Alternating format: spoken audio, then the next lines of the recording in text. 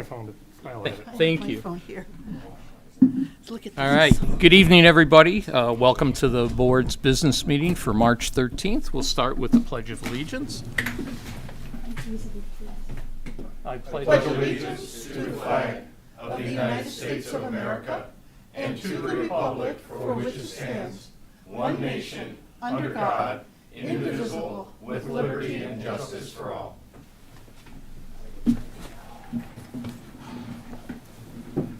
It's going to be a hot one tonight, huh? Oh, yeah. Oh, yeah. Brian, can you turn the heat down a little? Getting hot already. Freezing all day. All right, here we go. Welcome, everybody, and we'll start additions, deletions. Mr. Nadu. Thank you, Mr. Budney. Make a motion to add, A bit louder, sir. Yes, I think so. Closer to the mic. I'd like to make a motion to add consent agenda number 8, which is a resolution of support for the House Committee on Appropriations Community Project Funding Application. Second. Okay, any comments on that, or? No, I'm just happy to see it being done. It's great. It's, and just David, what does it pertain to? This is congressional. What's our project? Our project is replacing approximately 1,500 feet of water main on the north end of the island. Scheduled to be replaced in '21, but was eliminated due to lack of financing at that time. And this is the highest priority main currently on our asset list. And Dave, I'm sorry, did you say 1,500? 1,500 feet, Gotcha. right. Yeah, I think when we were doing the other part of the north end, this was in there and taken out. And this is for federal funding of that, or at least a portion of it, which we can always like to see funds coming from somewhere other than our taxes. So, any other questions on that? Hearing none, we have a motion to add consent agenda number 8, resolution to support Grosse Ile Township House Committee on Appropriations, Community Project Funding Application. All in favor? Aye. Opposed? Okay, we will add that to our consent agenda. Other additions or deletions? I'd like to pull out consent agenda item number 5, the Township Board meeting schedule, out from the consent agenda. Okay, and move that to action. Yes. Okay, number 5. All right, Yeah, I second that. okay. Doesn't need a second, though. Anybody, Just for a change. information. Yeah, go Just ahead. for information purposes, Okay. any board member can ask to remove something from the consent agenda, and it doesn't need a second or a vote. It will move to action item number 3. But it's nice to hear someone second it, so. That was meeting schedule. Okay. All right. Any other additions or deletions? Hearing none, I would ask for a motion to approve the agenda as amended, which was the addition of consent agenda item number 8 and the movement of consent agenda number 5 to action item number 3. So moved. Second? All in favor? Aye. I will need a roll call vote on this, so I'll start with Kyle, Aye. Carl, Aye. Uda, Aye. Dave, Aye. Jameson, Aye. Joe, Aye. and I vote aye. We have our agenda. Thank you. All right. Public comment on agenda items?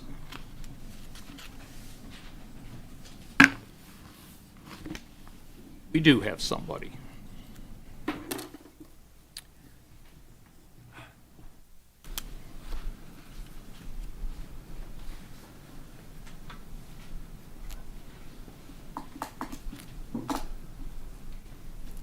Flavin, Parke Lane. It says that the public comment is actually after the budget presentation, or no?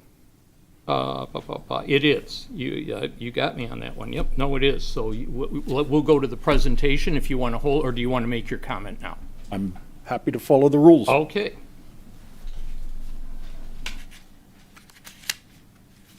So Ann,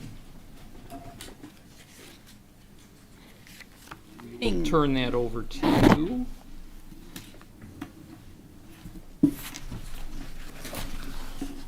Good evening, everybody. I'm just here tonight to present the budget.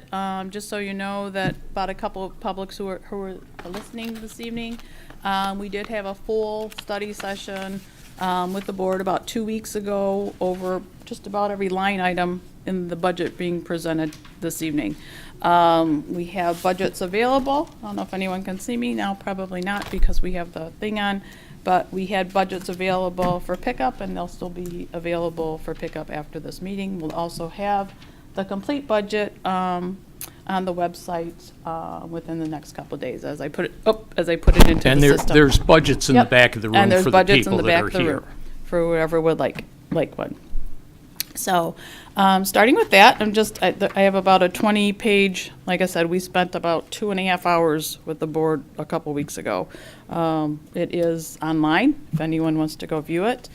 So that's also available, but here is just a summary of some line items and kind of a summary of how we create the budget and what this budget has been created, how this budget was created.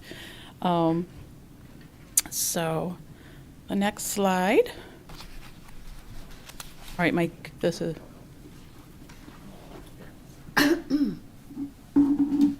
Now we can do that. Okay. All right. So our budget is basically comprised of, for most funds that are tax voted, would be, it's a simple equation, and it is basically how we come up with revenue generated for most of the funds, other than those that are supported by fees, which would be the airport, which is completely supported by fees. The Department of Public Services is completely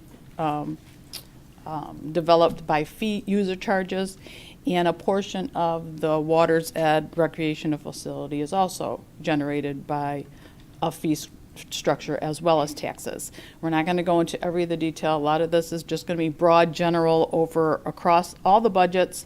And that our most detail is going to be into general fund, which is the most discretionary within the township. So the first one, we talk about how taxes are developed. Our taxes are derived by voted millages at a taxable value. If we take the taxable value times the amount of millages, we get what taxes are generated and given to the township for operations. So when we look at the total equalized value, we know in 2008 it was probably at our highest, and then it crashed. And it crashed very quickly. If you can see from 2008, 2009, 2010, 2011, 12, it kind of bottomed out. So at that point, we didn't know where it was going, and we knew as we started watching the years, it started to increase. It started to increase at a slower rate than what it went down because we can only, the taxable value, and I'm sure you guys have recently got your taxable statements, what your assessed value is going to be. It went up by inflation, which we know inflation was 8%, but there was a cap on it. So it capped out at 5%. So if everyone saw their recent assessment, it did go up for the most part. So if we take so actually in the last year, we saw a real true increase to operations for the township because a lot of, like I said, our funds run on tax base. So there was a 6.35% jump in taxable value. So that helped balancing budgets tremendously. But this is something that was out of our control. This is what the state directs to us. This is a state inflation. It's not what the township does. If we go to the next one, you can look at the total township millages. And if you take the mills times the SEV, that's how much taxes are generated amongst the township. So they were pretty much staying pretty stable from 2013 to 2018. Then in 2019, you can start to see this fall off. So the fall off was due to debt millages that were starting to come off. That were the bonds on those debt millages. That was for the sewer separation project as well as the judgment bond. The sewer separation project has coming to an end. It started to fall off. So that you can see is the actual township millages that were charged were falling off as well.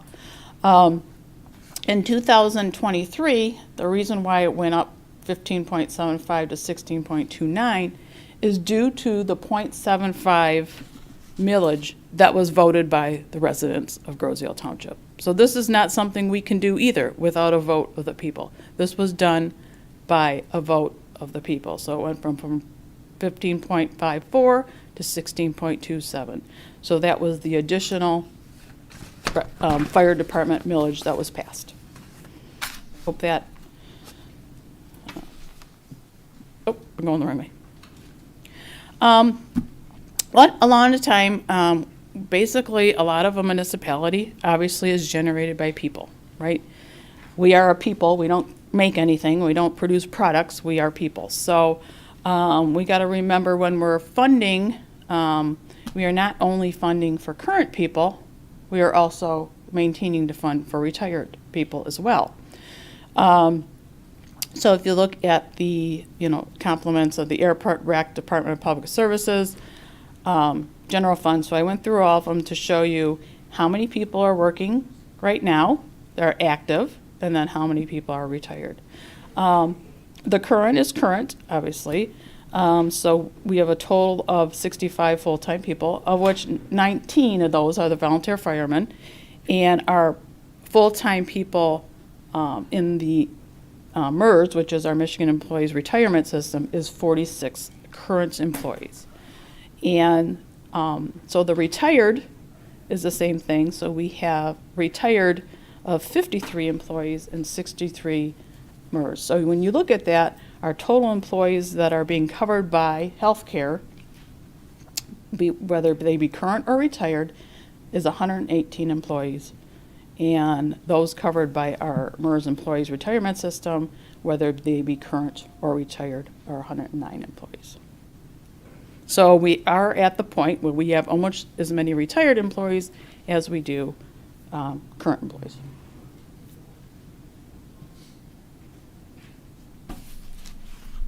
Wrong way.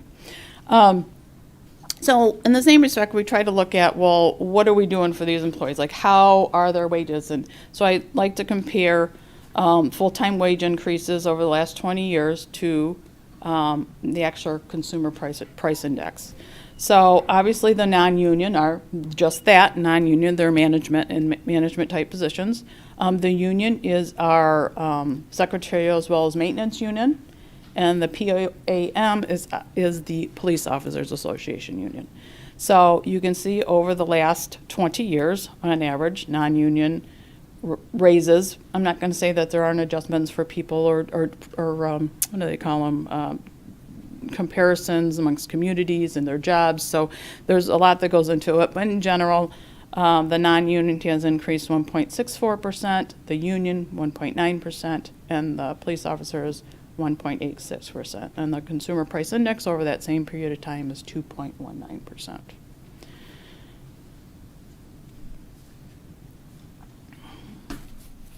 So if we look at employee cost over the last 8 years, it's kind of ironic when you look at it. You think, oh, wages are going to really go up, and they really didn't. So from 2016 to 2022, so 22 was our last W-2 per se. So if you look at the wages, they pretty much stay the same.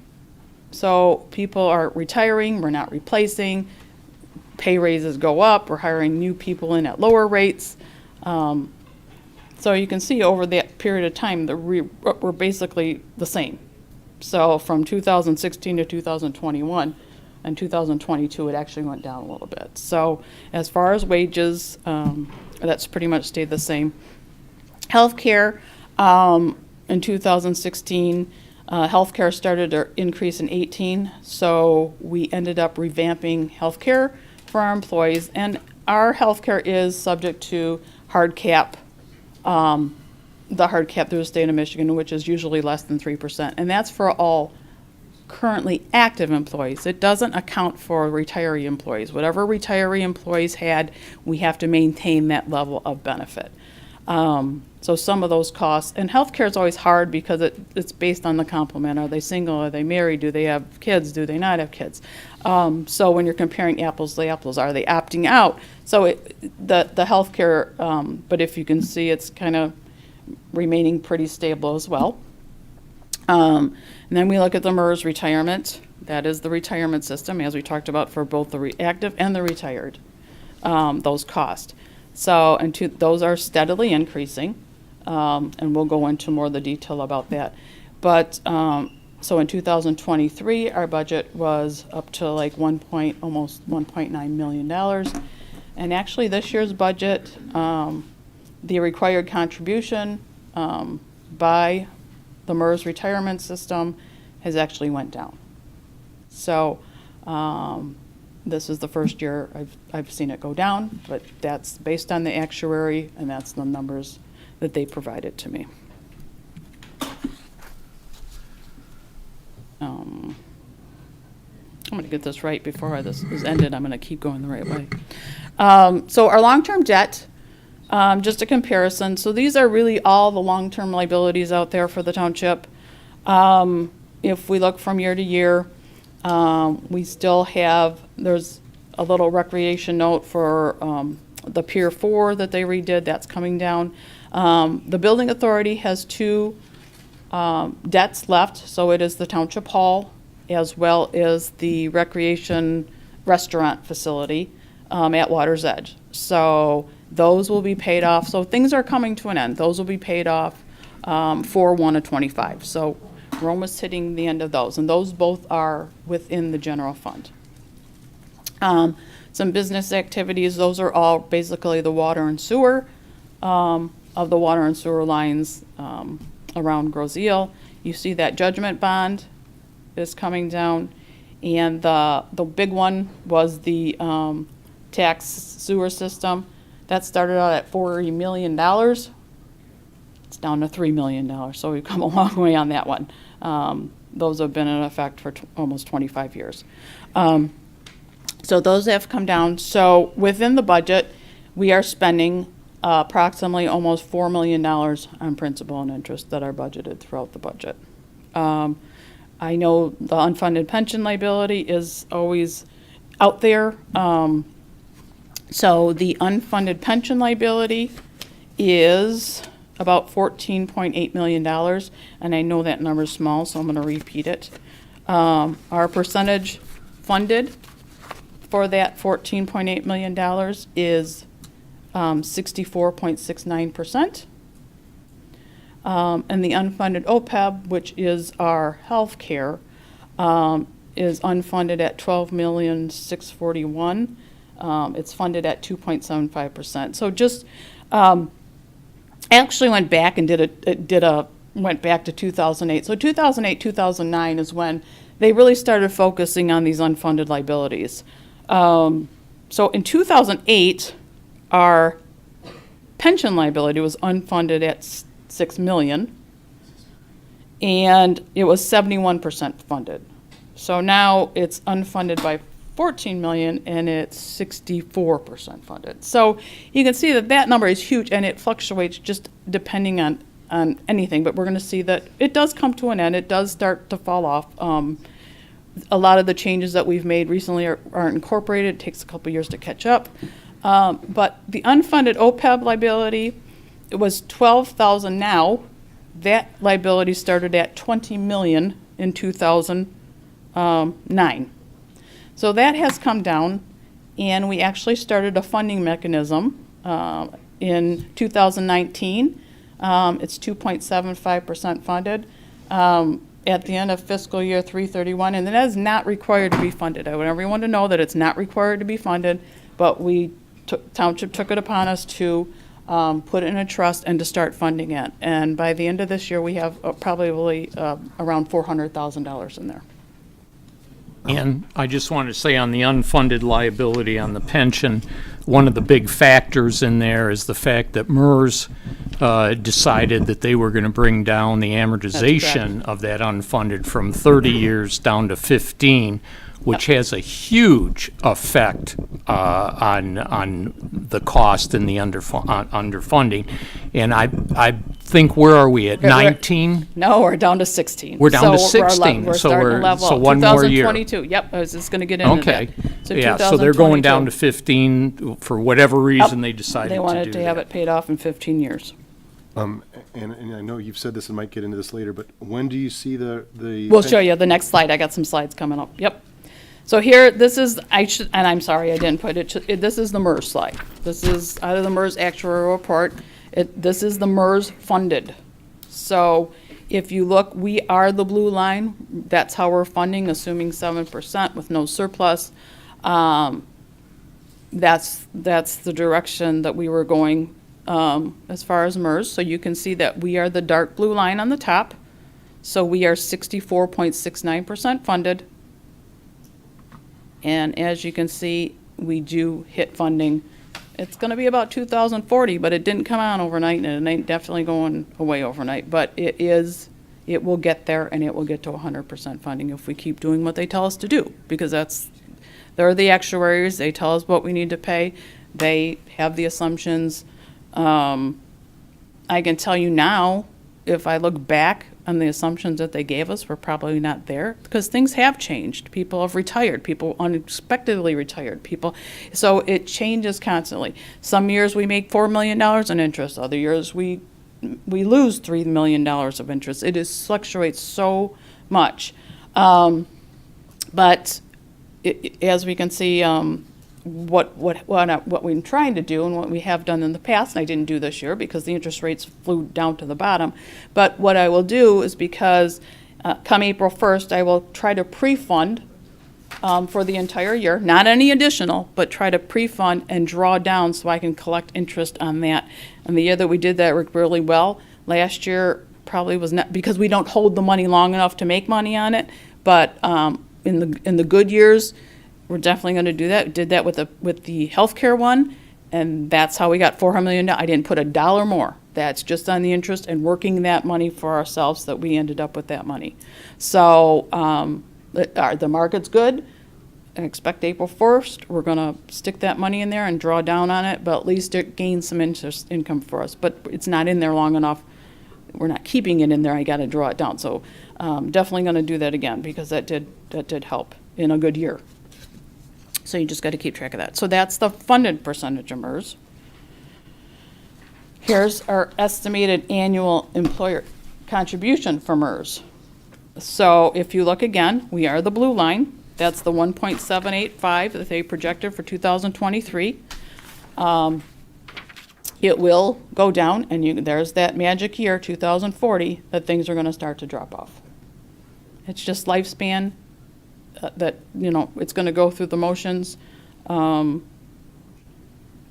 If you would have told me 12 years ago that my contribution was going to be $1.6 million or $1.7 million, I'd be going, how is that possible when it was 800? That's just inflation. That's just inflation. It's what we're doing. Obviously, we made some major changes to the police department. So these are a year behind. These are of 2022. So as we start going, they'll reflect those changes that we've done. So here's our contributions since 2009. As you can see, they've steadily increased, even to the 2023 budget, and now dropping off to the 2024 budget. So there were some major things that were happening that helped make general fund budget balance. We just talked about the three major ones, and we'll go through that with general fund. The next one, this is the healthcare plan.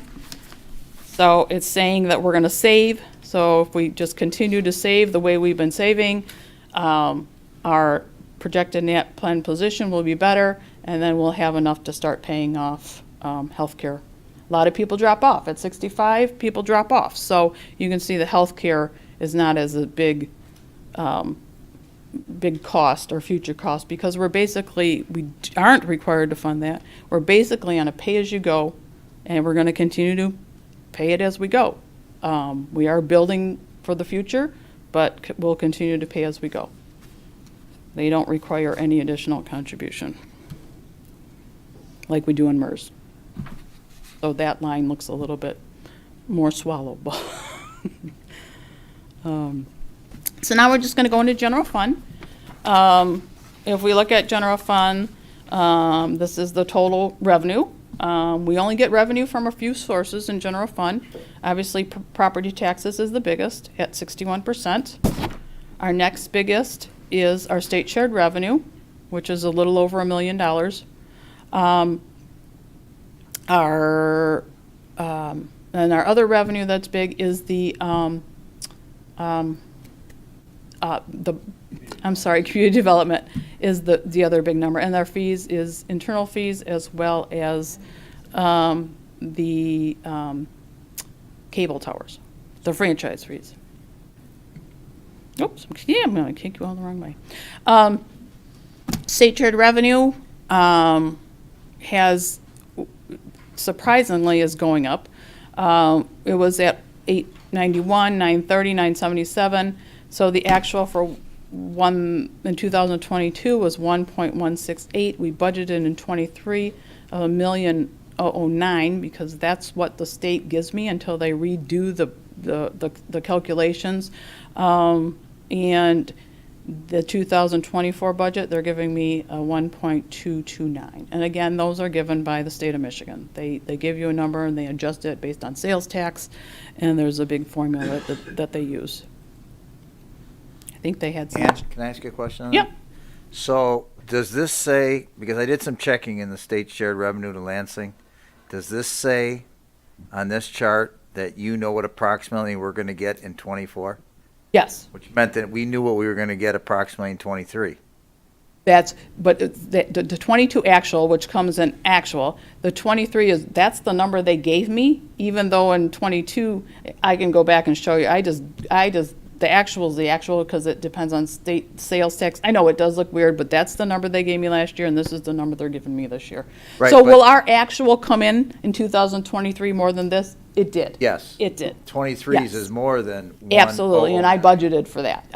We're doing a budget adjustment to this year. Yes, it did come in more than what they told me it was going to come in at. But then my follow-up means that you actually have an approximate that we will get in 24 then. Yeah, whatever they give us. Not budgeted, budget is what goes out, budget is what will come in. Budget is what they tell me is what they're going to distribute. But our years are different. They're a September year end or a March year end. So if you got to look out and project it, I'm just giving what they give us on a year end. No, I understand, I just, Yeah. No, it does look so goofy. we do know what we're getting. That's what they're telling me I'm getting. I mean, for the future even. They gave me 1,009 last year, but the year before they gave me 168. So why did they say it? Like I said, a lot of it depends on sales tax. So Right. whatever the sales tax is doing. So I'm just using the number that they give me. I'm being conservative, using the number they give me. Will it probably be more? It might. But at the budget adjustment that you're going to get for today for the 2023, I am adjusting that number to what the actual is. I think, I'm sorry if I'm Yeah. jumping in here, but I think, Joe, the 2024 is like what, that's for this budget. Right. The future budget, yes. And that's what they gave me. So, anyway, yeah, that's, I just want to clarify that. Yes, This and is yes, our- it does. The budget we're voting on yep. is the 24. And I almost thought I was wrong. I said, was that the 23? Did I budget wrong? But I went back to the exact same sheet they gave me, and that's what it said. So I can only go by what they give me. I'd rather be conservative than non-conservative, obviously. Any more questions on state share revenue? No, thanks, Ann. So then we're going to look at the general fund millages, what make up the general fund millages, and obviously our biggest expenditure in general fund is the police department. So we look over the last couple of years, 19, 20, 21, we go through the 22, 23 budget year to 2024. Those are all the millages. So we have, the first one is our general fund allocated mill of 1.85. Because of Headley, it's reduced to 1.2352, and that will continue to go down, and it will just continue to go down by whatever the factor is that the state gives us. That is the only millage, if we don't vote, that this township would be able to operate on, period. That's it, the 1.235, so approximately $892,000 is all we're allowed to operate on without the vote. So obviously there has been a general fund millage of it's now at 1.8, started out at 2.0, and then there's 3 police millages. So that is the total bringing into general fund. Only general fund. We're not talking about all the other funds, just general fund right now. And the total police expenditures as a percentage of tax, you can see is steadily increasing. So this year, the police department is budgeted at over 100% of the tax revenues. Mm-hmm. And is it fair to say then, based on what you just told us, that really a huge part of our annual budget is taxpayer voted Absolutely. millages? So we have 90% that control over our, otherwise we would be running our township on $892,000. That is correct. And we have voted to tax ourselves this additional to get what we Yes. think we need. Exactly. Okay.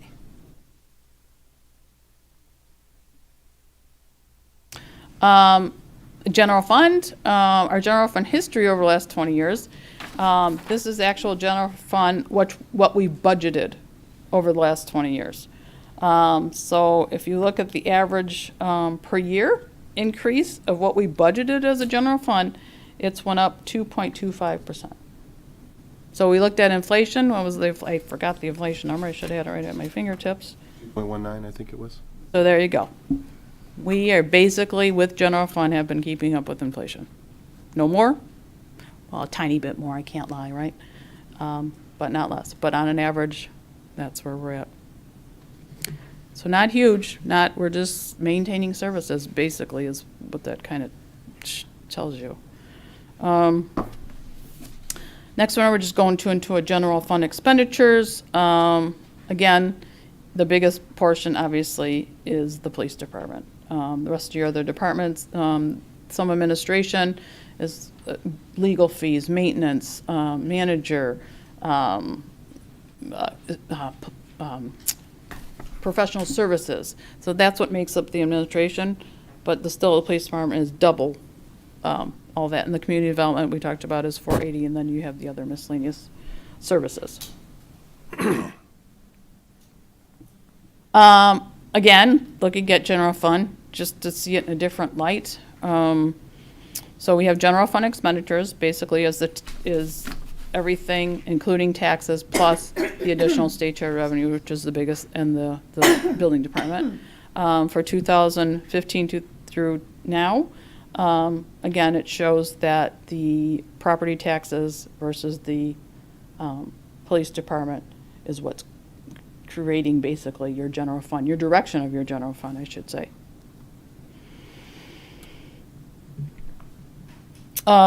Here is general fund, just looking at total revenue, total expenses, and fund balance. If you look at the past several years, you can see that in 2016, 2017, we were running about a $250,000 deficit for those 2 years. As taxes started to increase, because we kept looking, their expenses aren't going down, right? Expenses were continuing to increase, and as we've seen the revenues increase a little bit, we were starting to break even. So if you look at 2018, 2019, 20, 21, 22, when you're looking at these numbers, it's basically a break-even situation. So we basically were at that teeter-totter where revenues are equal expenses, not many leeways, not additional areas for spending, not a lot of capital improvement going, and we could see how tight we were for those several years. And last year, we ended up with a loss of 99,000. So our fund balance is now at 2,401, which is still 34%. So we're still running at 34% of fund balance. Industry standards are 15 to 25, so we're still in a good position. Definitely, we needed it when the days were rainy in 16 and 17. But just to let you know that fund balance is still at 34%. On March 31st, we will be presenting a budget adjustment because on the the fiscal year that we're ending in now, projecting a deficit in the amount of about $255,000. So we're back to that 2016, 2017 level.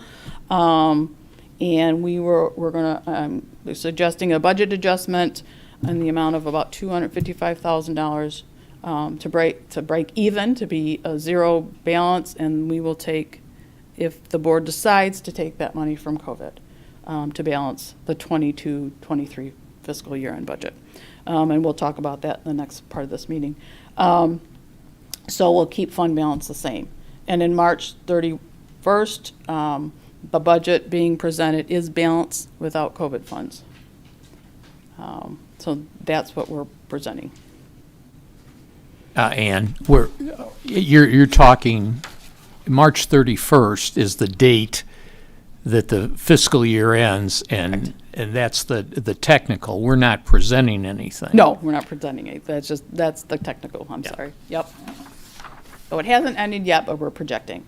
And the 31st, 24 is what is being put before the board to adopt. Okay, and here's that chart of just what we talked about. Here's your kind of revenues, kind of expenditures increasing. Nothing that should shock anybody. We're all doing the same thing with life, right? Expenses are raising. So here is, and then people always say, well, how close are you really budget to actual? Like, how close does it really come in? Well, you saw that those numbers are like so close, within thousands of dollars.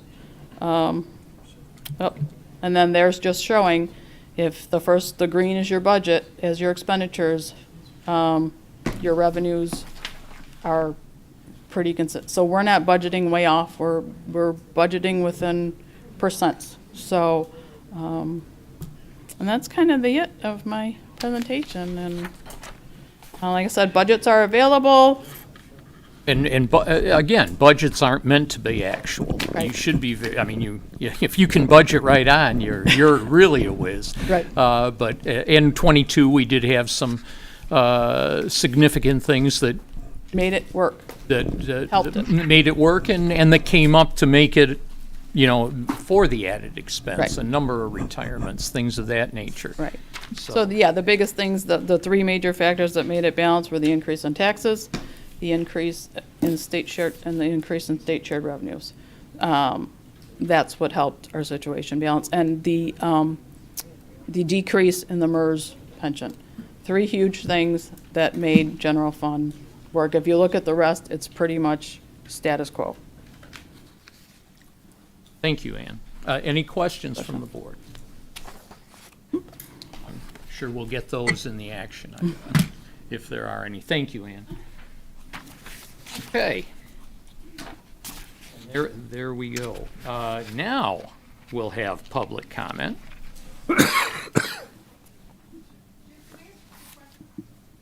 Come on up if you have a comment.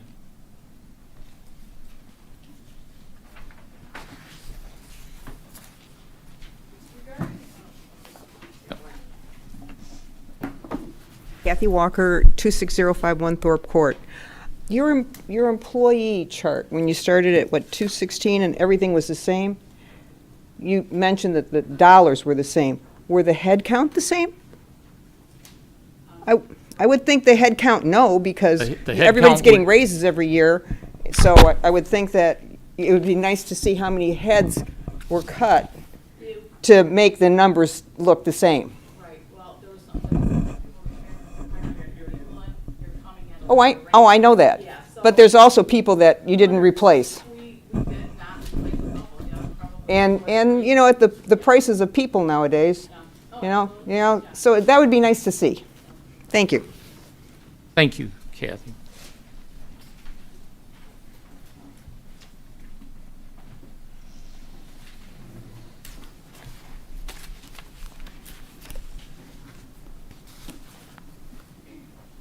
Kevin Flavin, Parke Lane. Can I ask what's the highest amount, say in 2038, 39, that the township will have to pay MERS?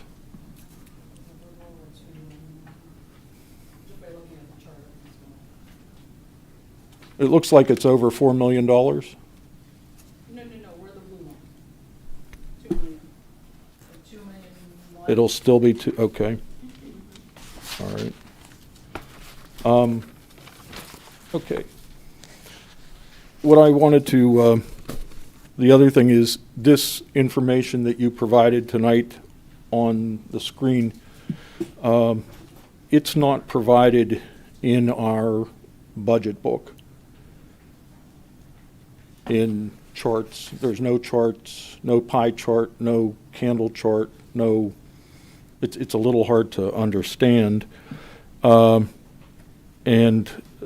where I'm going with this is the Government Financial Officers Association of Canada and the United States and the Michigan Township Association, they all have best practices, list of best practices for putting together a budget. And what they say is they encourage local governments to go beyond the minimum requirements of generally accepted accounting principles to prepare budgets and financial reports that evidence the spirit of transparency and full disclosure. They go on to say, for financial reporting to be effective or even helpful, it must be understandable, reliable, relevant, timely, consistent, and comparable. Islanders deserve copies of each committee, commission, and authority's budget.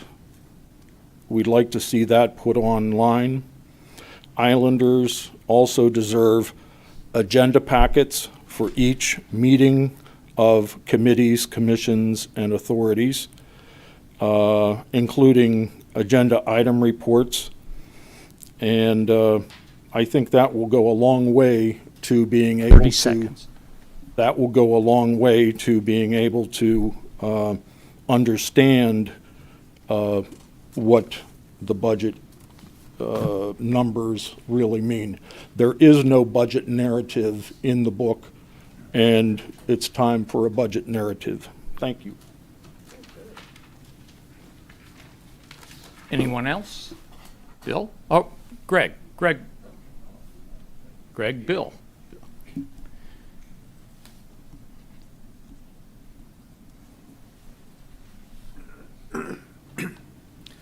I'm Bill Heil. I live on East River. What we have going here, in summary, is a conversation about sources of revenue and how they are used for the year. And there are some who agree and disagree on certain key points within the budget. I want to talk about the night police officer. We were talking here a minute ago about process. It seems that everything in our lives has certain good standards. You could be an electrician, a brain surgeon, an accountant. There's good practice for what is going on. And that's the same with police officers. And it's my understanding that we need that other officer to be, if you would, in compliance with good standard that is there for safety. It's not a question of what does happen, it's a question of what we don't want to happen. And what I'm getting at is that we have funds available to be chosen to be used in different ways, the COVID monies or whatever, until we would find time to get something else. But I just happen to have a background in insurance, and I could sincerely look someone in the face and say, I'm one of the few guys in the world who would like to take your money and give you nothing back for it. You see? And in a way, a police officer is the same thing. You want that man there, though, in case something does go wrong. And we reduce that, and we don't know when it would happen. We pray to God that it doesn't, whatever that if is. A family dispute, somebody who's in a high-speed, whatever. And so I'm encouraging you to take opportunity to think about that. Not about what can happen or what will happen, but what might happen that's significant. Those people are there for significant moments, and there needs to be adequate coverage in our benefits. I would like to see that item when you look at its cost compared to all of the money that's going around. We're fortunate. We've got higher tax base. We've got money that came in from the state that's greater. Find a way to put that other officer in there if you would. I would be grateful to see that. You're a little off on maybe some of your assumptions, but it's appreciated, and I understand what you're saying. Thank you for that. Greg, how are you tonight? Greg Karmazin, 21228 East River. First of all, again, I want to repeat the same thing I said the last time I was here on February 28th. I really do applaud the board and the finance director and the manager on a well-developed budget with a lot of detail and the presentation. This year, I think, is a big improvement over last year. You know, as we had talked about at that last meeting, the public hearing, that there was concerns last year that a number of citizens had raised, and of course the Grosse Ile Taxpayer Association had raised issues about the budget process, and I want to commend you on responding to us favorably by doing it differently this year in a much better way that we think does comply with the state law. So applaud you for that. Going on to the action items, I would like to commend Trustee DeBose for pulling out that consent agenda item on the Township Board meeting calendar. I do think it is something that I'd like to hear a discussion on the board on your plans to meet this year. On the consent agenda, the proposed calendar shows that you're planning to meet only one time a month between April and December. I think your only meetings that you're planning to meet on twice a month were January, February, March. Right. And I did some research into that, and from what I've found, I believe that only Rockwood in Downriver is the only other municipality that has a legislative body that only meets once a month, and Rockwood's half the size of Grosse Ile. And I think that historically, Grosse Ile the board has met most of the months, twice a month on a schedule. Now, I understand that things come up and you end up meeting more than your schedule often, but I do think having two scheduled meetings a month is important for transparency and accountability. So I would encourage you, when you get to that action item, to talk about that. Now, getting back to the budget, I would follow up on Bill Heil's comments. I do agree that having a budget that provides 3 road patrols 30 seconds. for all shifts is very important. And I know we talked about this on February 28th, and unfortunately, this budget, as I understand it, does not fund 3 patrols, but you do have approximately $750,000 of COVID money, grant money that you're sitting on right now, and I would encourage you, if you pass the budget today, to take a look at that money and develop a plan shortly after this meeting to bring that additional police officer on duty, because I agree with many of the citizens that have spoken here. It really is critically important to have that officer for response purposes. Thank you. Thanks, Greg. Anyone else? don't believe so, so we'll move on to the consent agenda. Mr. Thank you, Mr. Budney.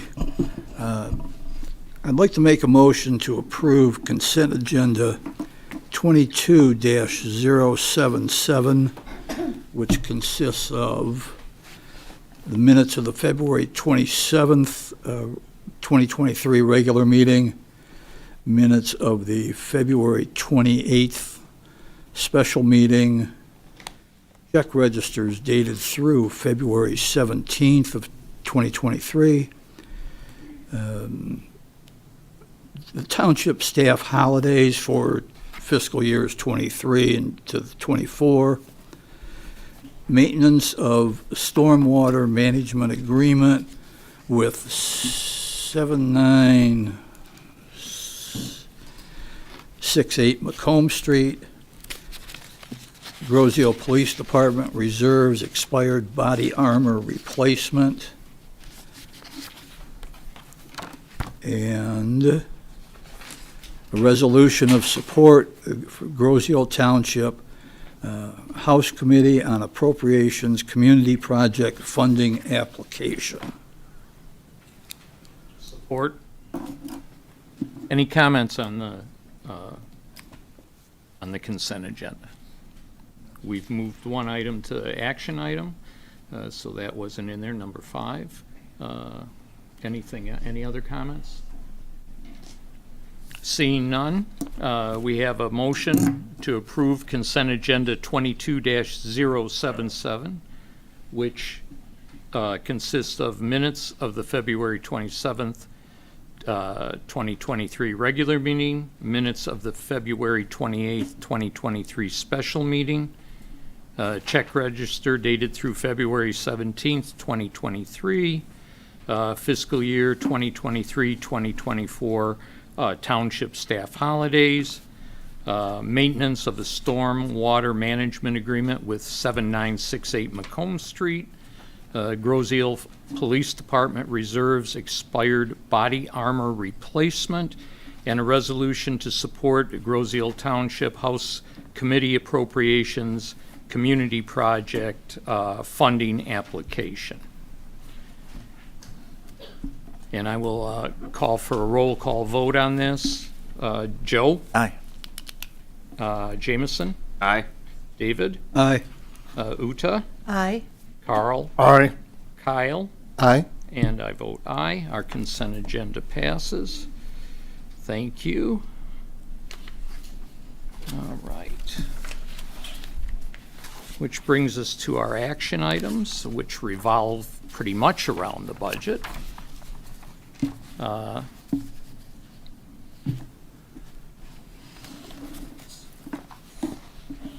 And we have a motion to amend the 2022-2023 township budget per the attached schedule that you all have.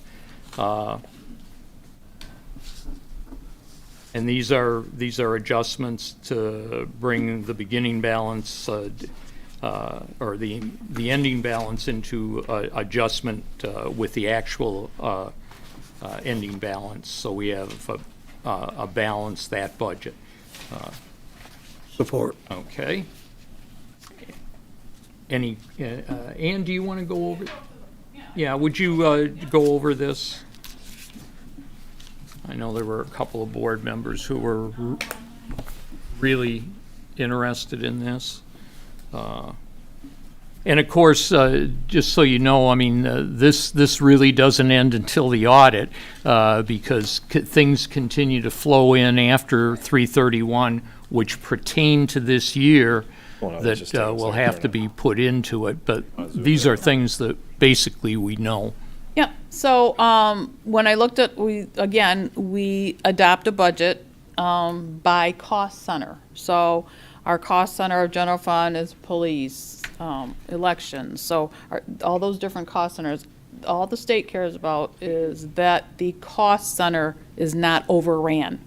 So whether it become to general fund or the special revenue funds, same difference, so that the cost center is not overrun. They don't care about the little, supplies against, conferences and workshops. They're not worried about that, as long as the total cost center does not go over balance. So when we looked at there were 4 cost centers or funds that the expenditures were going to go over what we budgeted. Again, the biggest one is general fund. If we look at the general fund adjustment that needed to be made, so general fund, so all these adjustments, I have to have debits and credits. They all have to equal 0. I can't put something in without making it balance somewhere else. So if you have more expense, you got to add more revenue. If you have less expense, you got to take away. So they all have to balance. So there were a couple areas within the general fund that the cost center, based on the estimates of the end of the fiscal year, and after the fiscal year is done, there are a lot of adjustments that are made for accruals and things like that. So we tried to get it as close as possible. There you go. Perfect. So we tried to get it as close as possible, what I project as we come out. So we'll go over general funds just so we get the ins and outs. So if you add up all this, oh, look at this. So if you add up all this down, you're going to come to 0, right? Because again, I have debits equal credits, and I have to find revenue for those expenses one way or another to make this adjustment.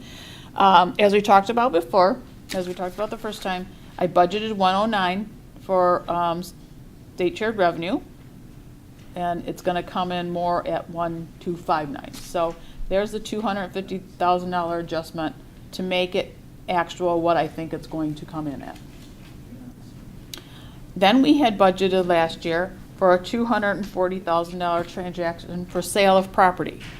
As we get end of the fiscal year, we realize we are still working on those sales of properties, but it's not going to be closed by March 31st. That means I can't post it to March 31st. The sale is not final till March 31st.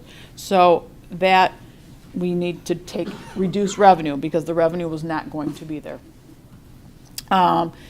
So then for instance, so to make this balance, there's that transfer in from COVID funds, the $255,600. So that's where I'm coming up with that I don't number. think we have this page in our packets. It's right on there. Show them where it's at. Page 109 of 129. No, 109? I don't have. Hold off the motion sheet. Oh, we don't it's the motion sheet, They should summarize that in the motion sheet. Okay, right? okay. You see it? Okay. It was in the packet, though. Yes, yeah. It was on the motion We sheet. got it wasn't on this one. I got it. Oh, There, okay. here. So then we're gonna look at cost center. So then we're gonna look at the cost center. So this was the 171 was the supervisor cost center. I think we bought equipment that was gonna go over. So I had to add $600. I can't even remember what it was. A printer or something was goofy. And then we look at labor relations. We had budgeted 25,000.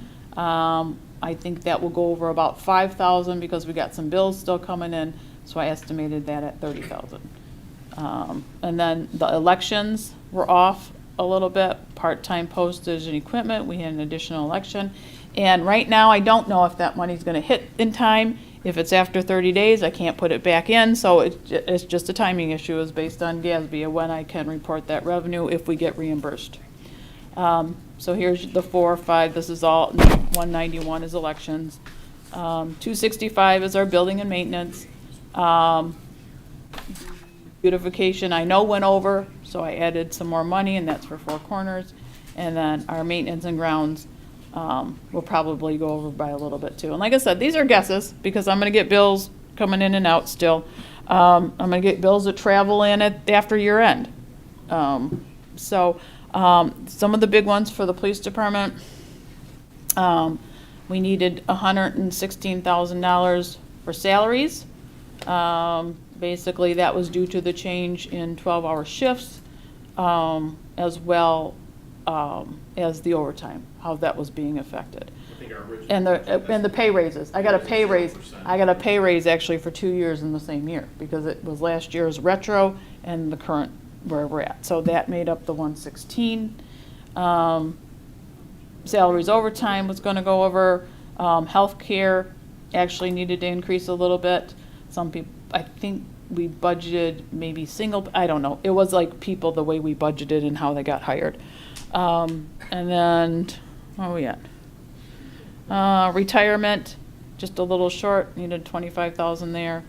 And then computer network, we need to increase, and the computer network for the township, we need to increase. So those were the few sections, and I only picked the major ones in those particular cost centers. I didn't go through every line. Those were the big ones that went over, those are the ones we could project, and just that was an estimate of where we are. Could it still be over?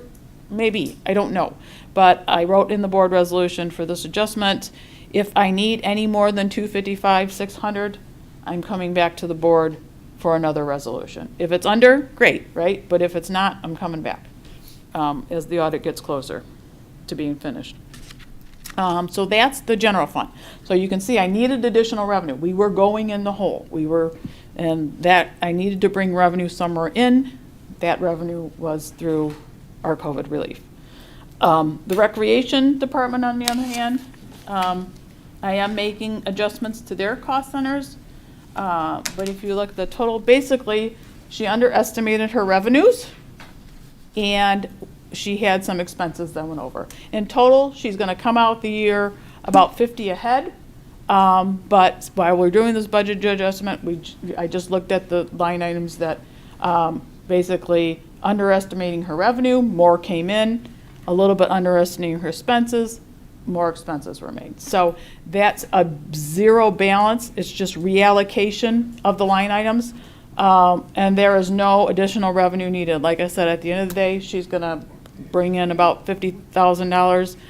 But that's, again, adjusting the cost centers so that they didn't go over. Any questions there? Because there's no additional revenue. She's gonna be totally fine at the end of the day. Same with the farm. Actually, with the farm, we did a fence. If anyone goes to look at the fence, it expended more than anticipated. It came in about $50,000 more, and actually we did transfer that in from the rec department. So we had to take the money from the rec department, as you can see, this line item right here. Transfer out. We estimated 34 for the fence. They ended up doing more than was they anticipated, so that $50,000 is coming out. So the total transfer to the farm is $84,000, and that's how that came to play. Does that make sense? But the rec department is still going to be fine. The farm's going to be fine now because of the real transfer that came in for to the fence, and the library simply was the expenses were more than the revenue generated, so we just had to bring in prior resources, and there were resources available for that. So not taking from other funds or not needing from other funds, it was just adjustment of the cost center so that it didn't come over. Any questions with the budget adjustment?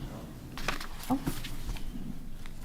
Question, and I know you said if you end up needing more than $255,600, you would come back to the board. Mm-hmm. Would that be true also if you go over on any of these cost centers?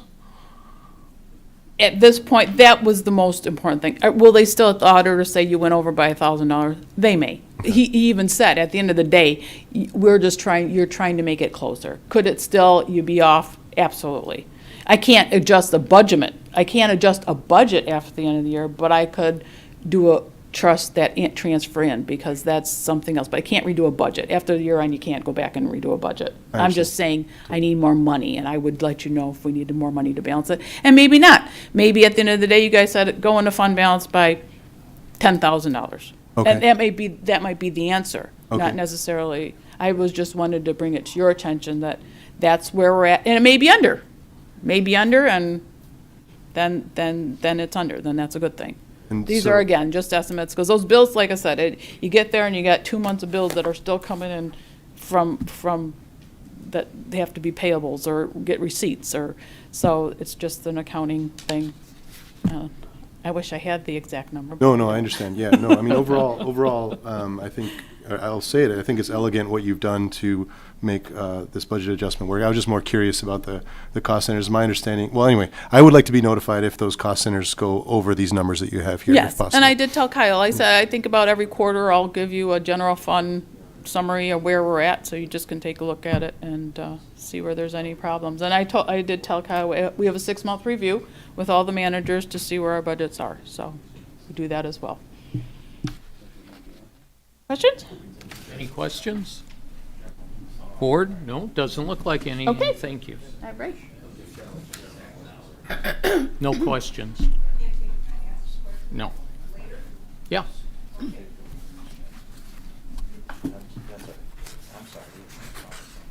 All right, not hearing any other questions regarding the budget adjustment. We have a motion to amend. We have a motion to amend the 2022-2023 township budget as per the attached schedule. All in favor? Aye. Aye. Opposed? Thank you. That goes. And yeah, pretty much, Kyle, people, the individual commissions, or departments, I should say, because they don't all have commissions, do bring, if they're going over, they do bring it to us. So yeah, we're aware, should be aware of what's going on. Okay. And just so you know, they are also then discussed at those various commission and committee meetings. Okay. Next is the township budget. We have a motion to adopt the attached fiscal year ending 2024 combined township budget effective April 1st, 2023 through March 31st, 2024. Support. Okay, and I'm just going to ask if anybody, we had the presentation, we had the study session, we've gone through this, so that's all those meetings. That's what it culminates with this. So, any questions or I got comments? it. Unless, did Yeah, no, go Kyle, ahead. I'm sorry, were you? No, he was talking to Carl. Jim, I just want to say, yes, I'll be voting, obviously, for this budget, but I have a question and a comment. The reason I wanted to get together before and start our meetings on the police budget is we had to solidify and get a fix for this issue that we had, and I think we did. I think we've got that fixed starting in November. And what I would ask, I think we need to open dialogue on what we agreed to at those meetings was about the repairs of the public safety building. And I think that, and Uta being the liaison to fire, I think, obviously to be included in that. Last meetings were all police. It was just police stuff, but this one would be for the public safety building. And I just think we need to get together again, Jim, and do this once again as we did last time. Because I don't, not to say if we don't meet, it won't get done, but if we don't meet, It won't get done. it won't get Probably. done. So we'll meet. The bottom line is, could we get those meetings again? Then Uta would be involved in this, obviously, because those repairs that we agreed on they're both police and fire. They split everything. They split everything in the building. So anyway, I just would like to go further with that with the budget, and I'm happy to see this one, how it turned out, and I just want to keep moving on and keep moving forward so we can keep getting our issues taken care of, and at least have a plan and some timing to it. So thanks. That's Okay. it. Other comments? I will say again, so, I actually, so this is my first time going through the whole budget process. I really do think it's elegant and how you balanced everything, both the budget adjustment process. I love how it's all been made public. You can do the math, see all the numbers there. You can see where we went over, what you did to cover what we went over in the last year, what we expect moving forward. So I just generally, I will say I'm impressed with how the numbers work out and how we're looking at things. Things that I just might look at this year, Ann already brought this up, quarterly reports on this upcoming budget would be great. So I'd like to see that. It's hard to see from the quarterly reports where we are, just because it's hard to compare actuals to what the budget might end up at the end of the year. So if there's any way to project that out, that would be helpful. Emergency requests, I know those sometimes go through the board. I'm not disputing that those should, or sometimes they don't go through the board. I'm not disputing that they should, but maybe just notifications if there's ever emergency requests that are needed for this coming fiscal year. And then finally, I think what I've learned is part of why I think a lot of this works is, it's not just you, Ann, I know you do a lot of work to put all these numbers together, but I've interacted with various department heads, and everyone watches their budget very, very closely, works on it very, very well. The hard part that I'm noticing is projecting things out into the future. And I don't want to put more labor on anyone here necessarily to do that, but I'd almost want to see if there's a way that we can hire someone or look some of this stuff up to just have better forward-looking ways to look at this budget. I don't have the solutions myself. I'm just putting that out there as a thought, you know, because like you said, Jim, a lot of these things we won't actually know the final numbers until the audit report comes out, and that's great. I think all the backwards looking and the final number stuff is great. It's for me, it's the looking forward. And I mentioned capital improvements before, but that's the one that I'm most concerned about is making sure we're looking at things that need repair over time, and budgeting for those over time. So anyway, those are my main things. I'll be voting for the budget, but overall happy that we did it the way it was. A lot of it's out there in the public now, and just hope we can continue and improve upon that process and bringing the public in is what I'll say. Yes, sir. I have a question for Ann. Years ago, when we had a budget with the police department, it had percentages used so that you could look at 6 months or 3 months into the budget year, and you could look at an item that would say 40% used, and you knew at the time that came out that you were 25% into the fiscal calendar. Yeah, What are your thoughts on actually- that in terms of that? Yeah, they that's get monthly. those. A lot of people That's get, a lot monthly. of departments get those. Those are my daily reports that. That's what I'm understanding that you're doing, so that That's what everybody I'll- out here knows what yes. you're doing. I do every 3 months to give you guys to look at, so yeah. I just want you to be able to explain that so everybody out here understands that's what we're doing. So it's not just throwing darts at a board, you actually Right. have the percentages out there used in that. And we're going to continue doing that. Yeah, Yeah, each commission gets that, Absolutely. for each of their monthly meetings. So, and I know the commissions I've sat in on, they've always gone over them, so they know, why is this at 100%, only two months into the year, and we're at the end of the year, and this one's only 5%, so. You could have those uniform types of allowance things. at 100% and 2 months in because. it's Or a your bond uniforms. payment once a year, Right. things like that, but those are out there. I just, in terms of following up with what Kyle was saying, I want to make sure that the public knows that's what we do as well. yep. And I those thank are- you for that. That's very, very helpful.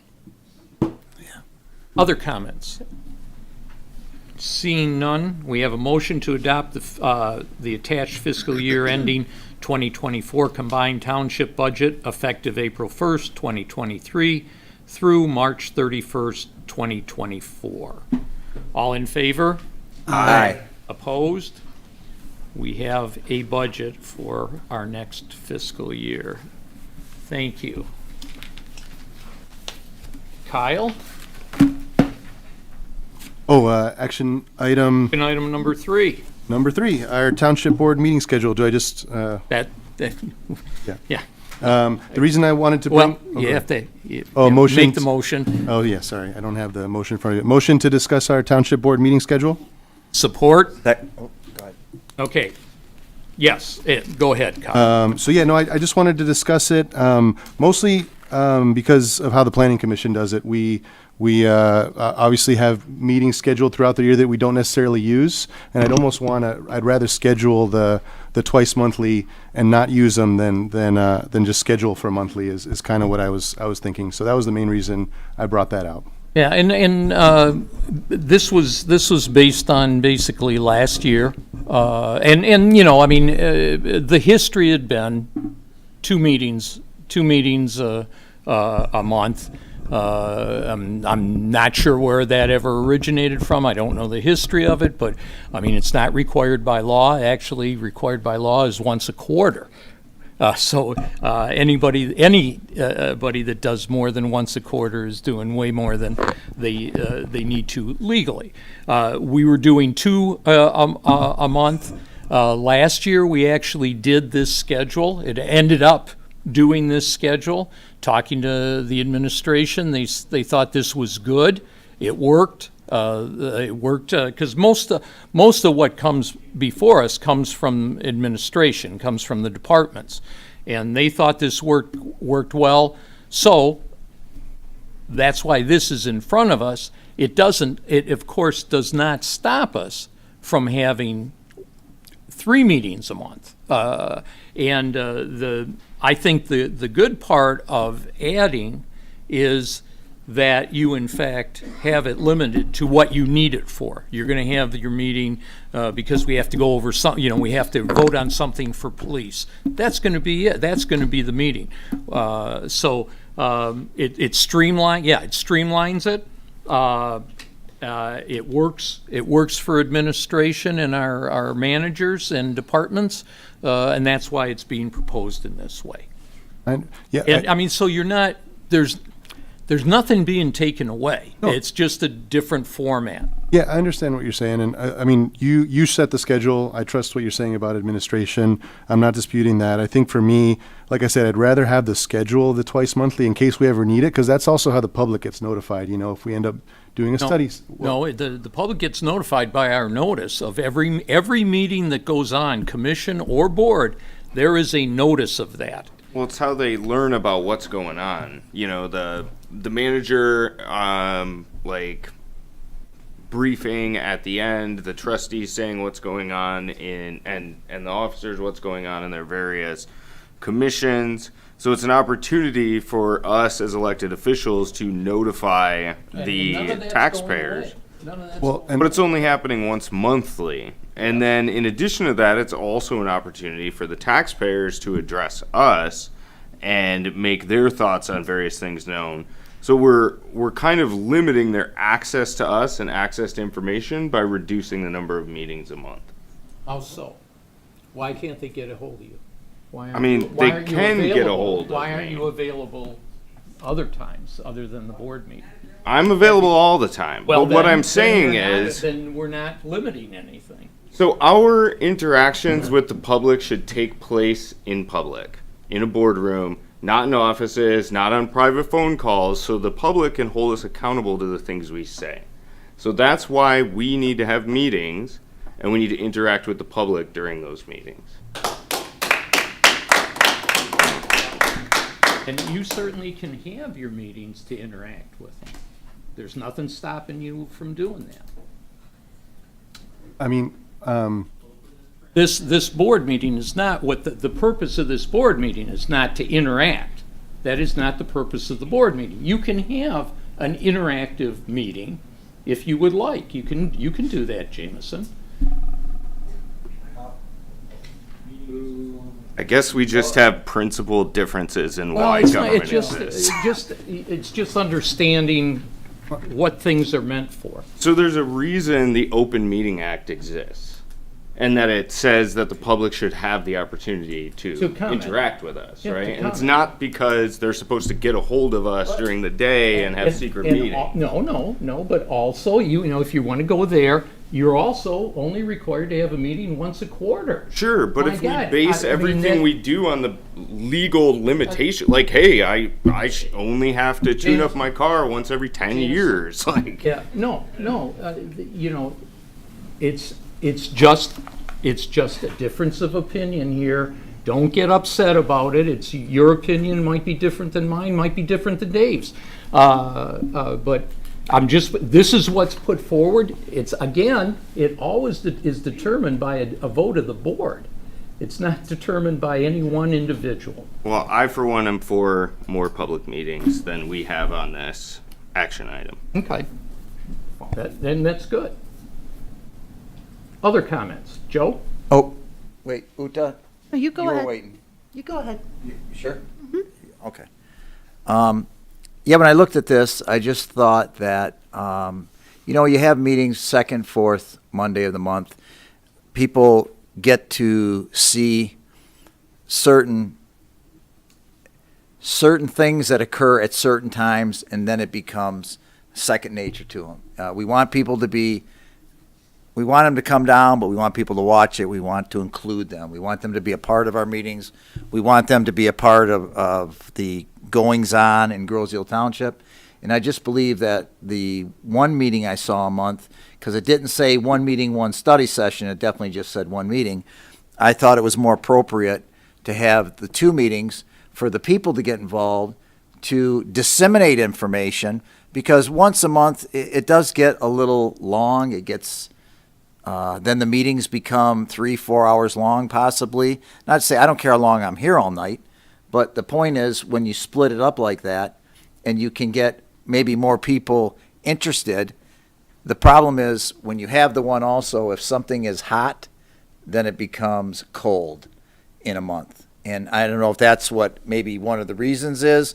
I get it that this is a business meeting, but I've always believed in just my personal opinion, I get it, we do have different opinions on things. If the young lady in the back of the room comes up to the podium and has a question that I can answer, I'm more than happy to answer it. The public comment to me means it's a public comment, but if there's a question and answer, I think they should get an answer. That's just my personal opinion. I never did the minimum in life as a police chief. I hope I didn't, because if I did the minimum in life as the police chief, I didn't serve you correctly.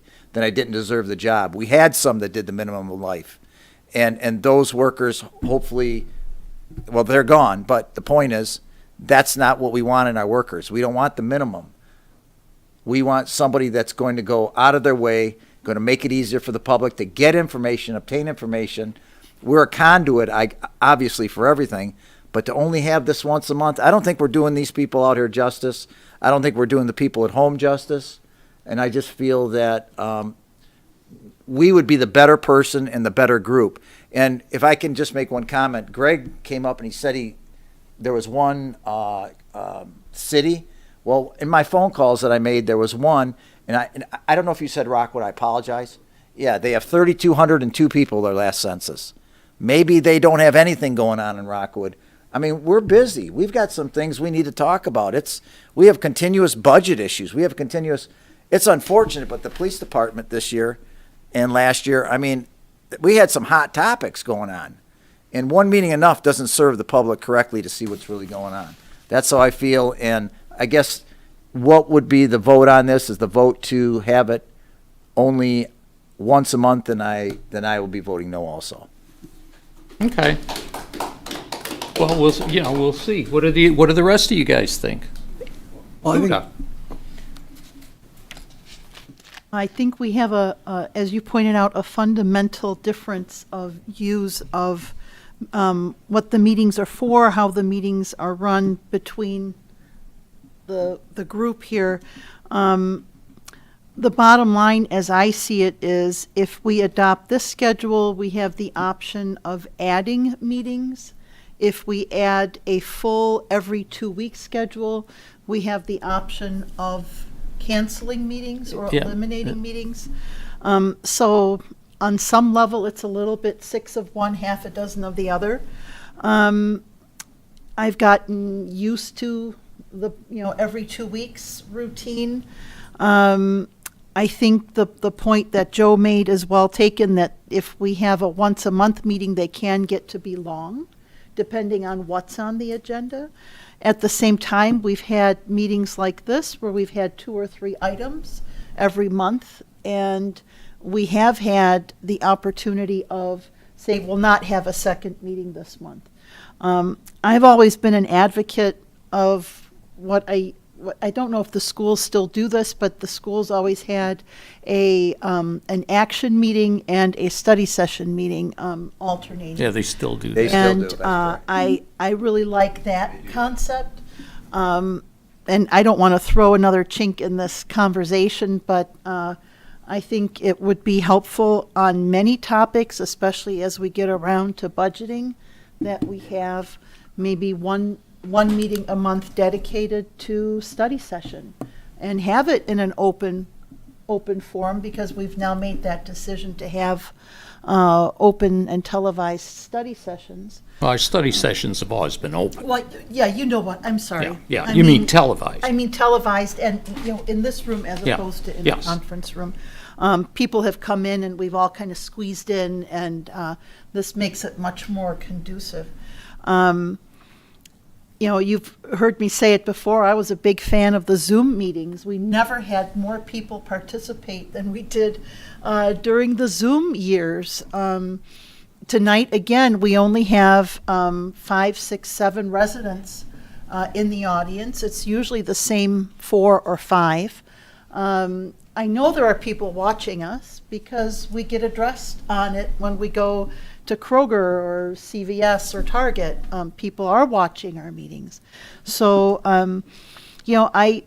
I'm not going to get passionate about this, but I guess I would like to see maybe having the 2 meetings a month out there on the schedule, and then we make a concerted effort to plan one as a business meeting, one as a study session, or cancel the second one if we don't have enough business. But I guess I fall in with Kyle. It seems better to cancel than to suddenly add. So That's fine. that's my 2 That's what I 2 want to hear. cents. Yeah. no, David, well, oh, you sorry. were next. Yeah,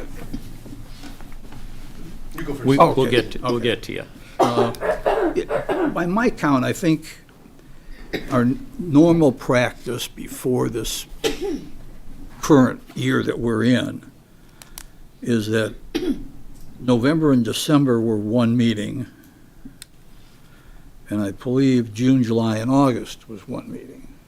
As was May and April. Well, April and May this current fiscal year, April, May, and no, I meant before that. We never went a full year with 2 meetings a month. No. November, December, June, July, and oh. August. Well, We were always set up as a 1-meeting month. not June wasn't. It was not No, just but July and August. Usually Okay. November and December It was, traditionally, yeah. because of the holidays. And I think July and August because it's the summer and people take Vacations. vacations. So previously, it was the 4 single meeting months. Well, And again, it was just because this actually is how it played out this Yeah. prior year, and talking to management, they were good with it. Yeah. So And that's I why it think was you proposed. point out, we have holidays, people are out of town, that plays into it, but at least we have it on the books, and then we can say, well, if this is not necessary, we can. Oh, no, take it absolutely, off. that can happen.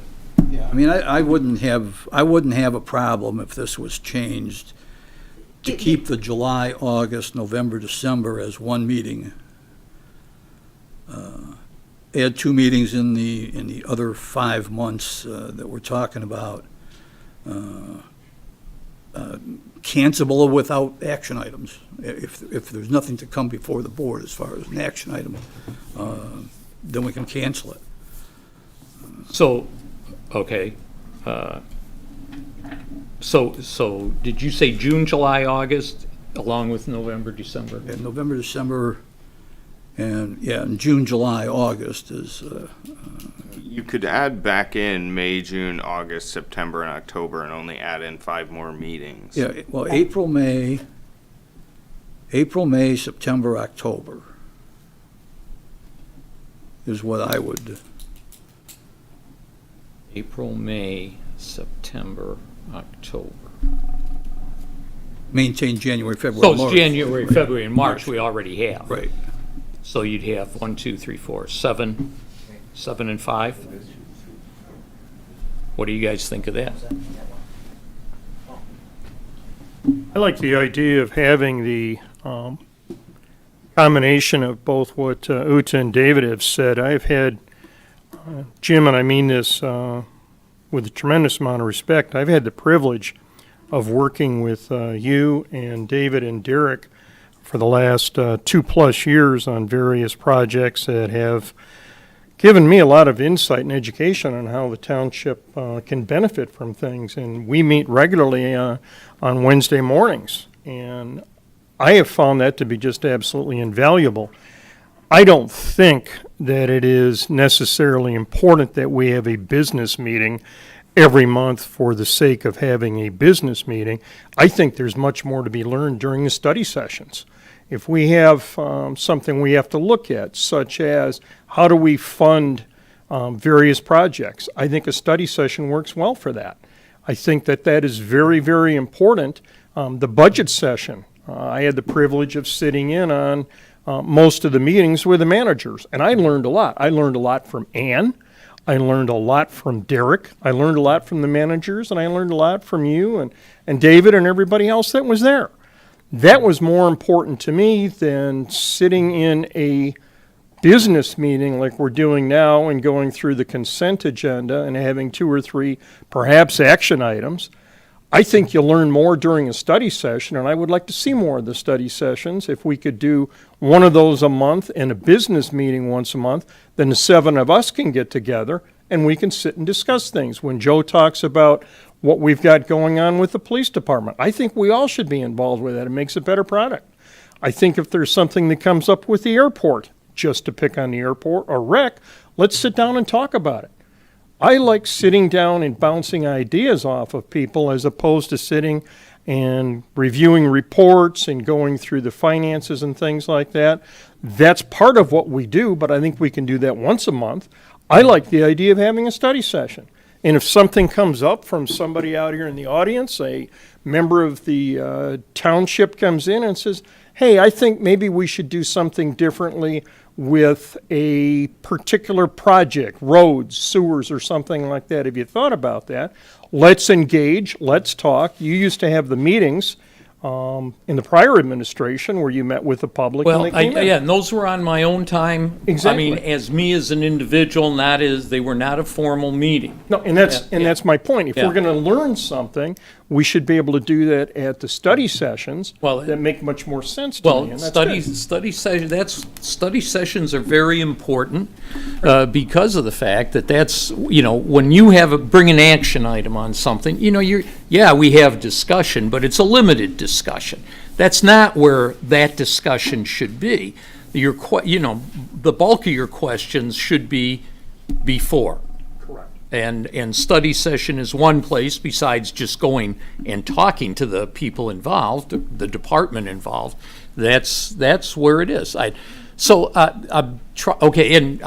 to hear from Kyle first, but I want to see where we're going with this. Sure, yeah, I mean. Kyle, what's your thought? Yeah, no, just to be very specific about my point, I think Ute has said it very well. It's either add meetings or cancel them. And I would lean on the side of having the regular twice monthly schedule and canceling them as needed is basically what I'd say. And I like Ute's idea of maybe having study sessions being the thing that we do twice monthly. Versus 2 business meetings. But So just that I'm looking for direction, because what I'm going to propose to you is that we table this action item, bring back the meetings next month, okay? But I want to get an idea what you want.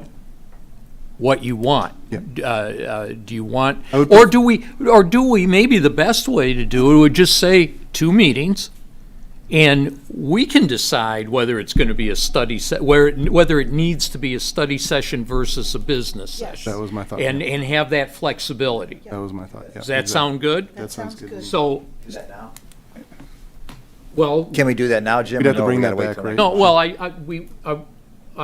I'm got to go back and rewrite the whole thing to bring in this. I mean, it'll be the 2nd and 4th Mondays. What it'll show all of these, and we'll just bring back at the next meeting. It'll have the 2nd and 4th. You got the 2nd and all of them. The 4th only in the 3 months. So And then- that's all. But then, Or- realize yeah. that November and December, they're going to fall out anyway because of holidays, right? We have the 3rd and 4th Thursdays, that weekend. Yes, yeah. the I big mean, that's holidays. so. Traditionally, Yeah, it's so. hard to get a but- meeting together. Or we can, or we can do this. How about we have the motion to approve township board meetings the 2nd and 4th Monday of the months. Vote on that tonight, and we can just cancel, like in November, we'll cancel the 2nd one, December, we'll cancel the 2nd one. Those types of things. Or I can bring it back with the actual dates. I would What do second- you guys prefer? I would second what you just said. Yeah, put them all Just- on and then Just cancel. just go with the action item? Yep. Okay, then, if there's not any other comments, I would make a motion to approve the Township Board meeting schedule for the 2nd and 4th Mondays of every month. Second. Oh, sorry. All right. All in favor? Aye. Aye. Opposed? Okay. Come on, where's the applause? That's, We made That's- sausage in public. that's how a board works, talking to, and working together. You have to start with a basic idea, and then you work on it. So, thank you, guys. Thanks, Kyle. That brings us to our public comment. Oh, Mrs. Walker. Walking. We need a see-through podium. That's what I need, a see-through podium. Well, do you want to, well. No, this is. Kathy this is Walker, fine. 26051 Thorpe Court. Yeah. Quickly, Ann, you mentioned something about 2 raises in the same year, but they were for different years. Why wasn't one accrued? Or was I wrong? Well, the retro, they agreed on a contract. It, But you didn't accrue it, so it got hit and, Didn't know what. okay. I was just wondering about that. Okay, I was curious. Kyle, you mentioned about forecasting, and luckily, we have an actuarial, which is what you did for a living, wasn't it, forecasting? Actuarials? Somewhat. So you've got a real person here that can really help you. I thought I'd point that out.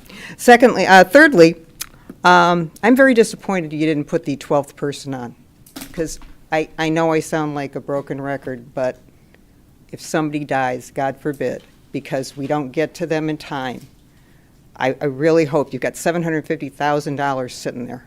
And I know there's always reasons to spend it somewhere else, but put it into a policeman or policewoman so that we are covered, and in case of an emergency, it's so important. And I keep going back to when they came to my house to take care of my husband, they were there so quickly. And thank God it wasn't to the point where he would have died. But it'll happen to somebody, and I don't want anybody to live with that. So I hope you look into it. You can always, move the money around and get our 12th person. And lastly, I'm really glad you went through with the 2 meetings. Because if you have 1 meeting and you don't let us talk until the middle, we have to wait for a whole month to talk about what your reports are, it gets pretty cold, like Joe said. And nobody wants to listen, and it loses everything, which is probably why you wanted it that way. But the point is, it's good that you're going to have 2 meetings, and next, if you can just move the public speaking back to where it used to be forever, it would be helpful. Thank you. thank you, Kathy.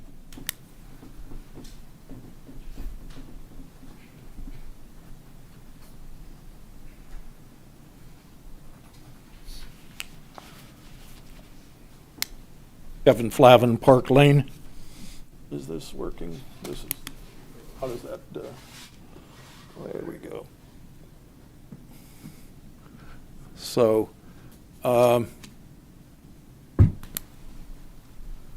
back to the budget. I'd like to say I also support the 24th police officer funding. And after carefully looking through the budget and seeing where money is plugged in, there is plenty of money to fund a 24th police officer for this year and probably for 5 or 6 more years, depending on how the budget is put together. So the not funding or taking away the money to fund a police officer doesn't seem totally genuine. I think there is money there, and it just has to be prioritized that we care about our neighbors and their health and getting to the hospital within 3 or 4 minutes. We have 3 schools on the island. If we had 3 emergencies or an emergency at each school, one of those schools might not be able to deal with the emergency because there are only 2 road patrol officers on the road. The other thing is, back to the budget, and I mentioned this before, I looked at the budget for the city of Cadillac, and their budget has multiple pages of, they have a reader's guide, so that the person that's reading it for the first time can understand it. There's a narrative for the budget that explains what it's about and what it does. There's a capital improvement program narrative. There's a list of elected officials so that you know who to call and ask about, questions of. Budgeting should be ongoing throughout the year. They budget all year round. There's no description of our budget process. There's no budget calendar. There's no list, or maybe there is a list. 30 seconds. I would like to see a list of roads, water lines, sewer lines that have to be upgraded. The bottom line is every commission, every committee, every authority should put all of their budgets on the computer. It's citizens, taxpayers, then the board, then the township, and that's the way it needs to be prioritized. So going forward, I hope that we can see more of this information. Thank you.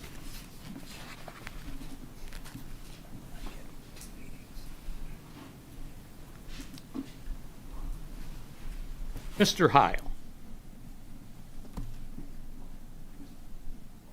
I suddenly realized why I'm so willing to employ a police officer. I've lived here since 1996, and on 3 different occasions, public safety has come to my concern. And on every occasion, they did it professionally, and I was left with a feeling of ease. And for me, that's priceless.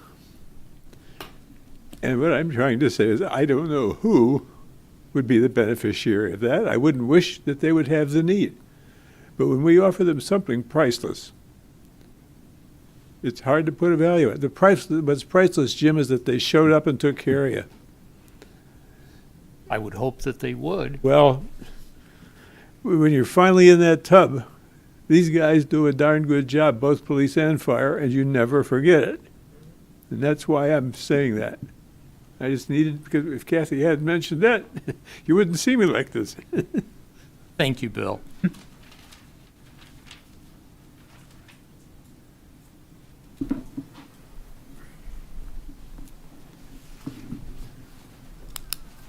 Greg Karmazin, East River.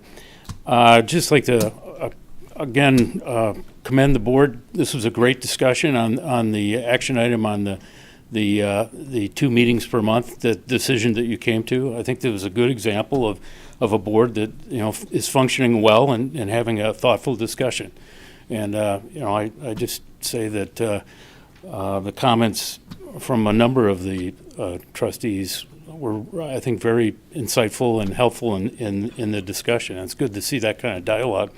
And I would particularly point out, Clerk O'Connor, I appreciate you raising that issue of study sessions. I agree that study sessions, and Trustee Fletcher, you also talked about the value of study sessions. I agree. I think study sessions oftentimes, provide more insight and more detail into an issue than you do in the regular business meetings. And I personally would have no problem with you having 1 business meeting a month and 1 study session a month, if that's if you could get your business done without what Trustee Porcelli points out, having 3 to 4 hour meetings, because I think that those long meetings, when you stack up the issues, end up being inhibiting people from participating, and their attention span is just so long. They only have so much time for it, and I think the public participation is really important. So I agree with you, Trustee Porcelli. That's a good point.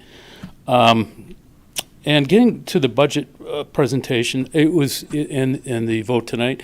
I'm glad you did vote on adjustments. I don't recall having a vote last year before the adoption of the budget on detailed adjustments. I know that perhaps they were made in consideration of the budget, but actually having a vote and a discussion at a public meeting, I think was a important improvement over last year. That was actually the first time it's ever been done. Yeah, well, and I believe that that is a recommendation of the Michigan Department of Treasury, that you do budget amendment votes in public meetings. So I'm glad that the township is complying with state law. That's important. On the presentation, I would say that I agree that, there is, there are some things, though, that could be enhanced, and I'd like to see what I've seen in other municipalities, a breakdown of how your tax dollar is used.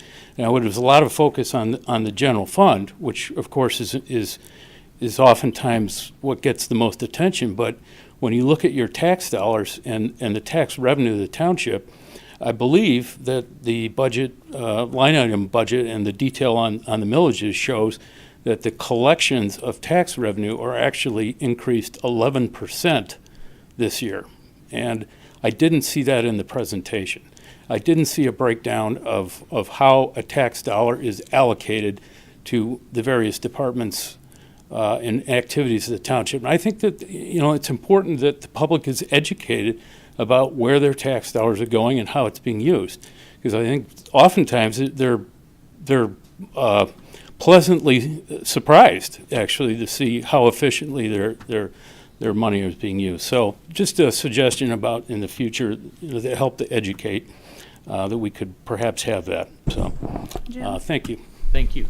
Yep. Munitrex is on the system. All that is available through Munitrex right online. So just if you guys wanted to go look around at that is, you can only do so much in a presentation, and all the notes, I've wrote them all down for next year, and that's all great. But just want to let you know that stuff is out there on my webpage if you want to look at it. Thank you. Mm-hmm. Thanks, Greg. Thanks, Anyone Ann. else? Anyone else? All right. Reports. Clerk's report.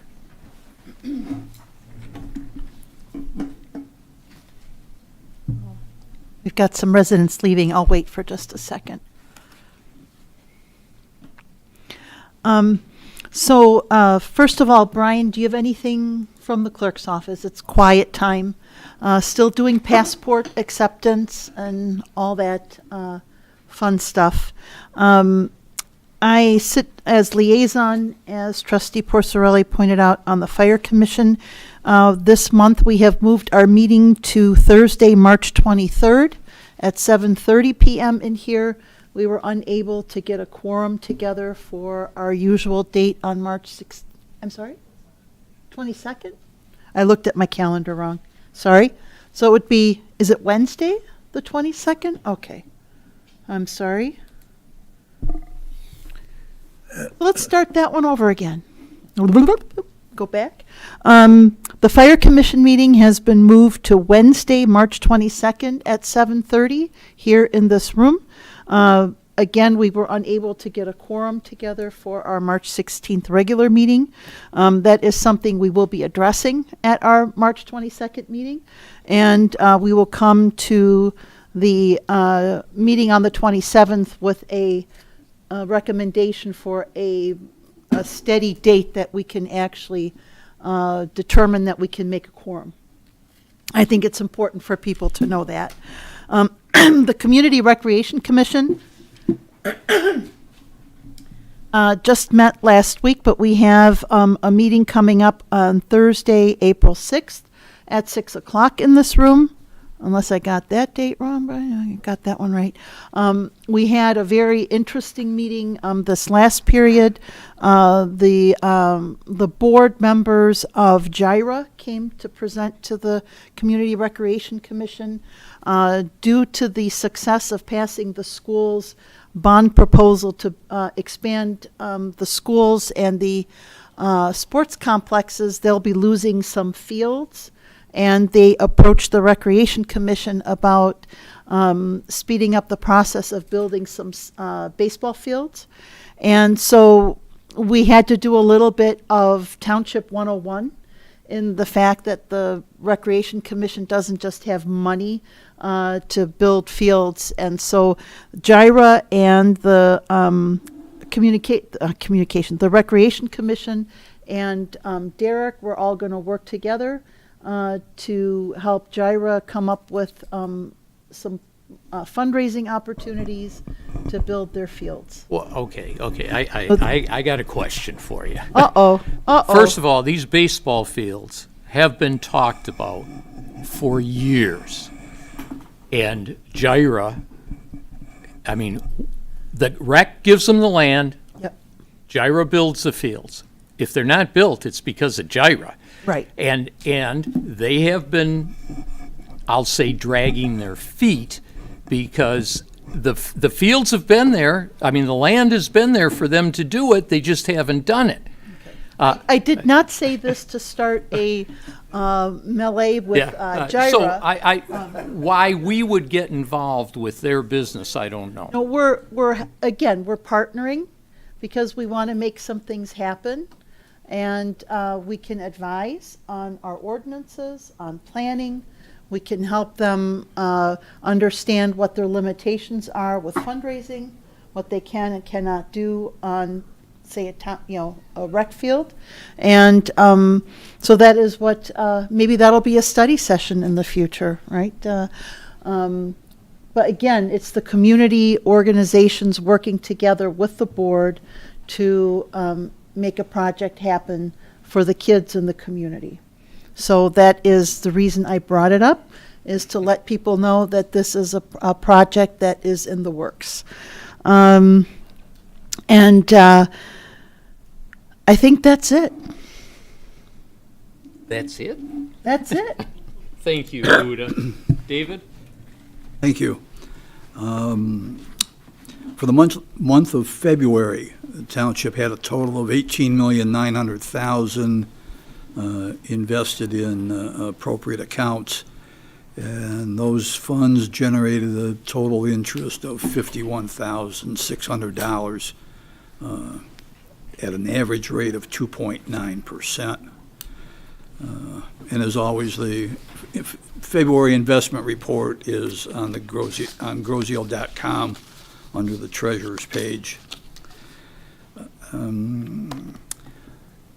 All unpaid real property taxes are now considered delinquent and must be paid directly to Wayne County with the appropriate fees.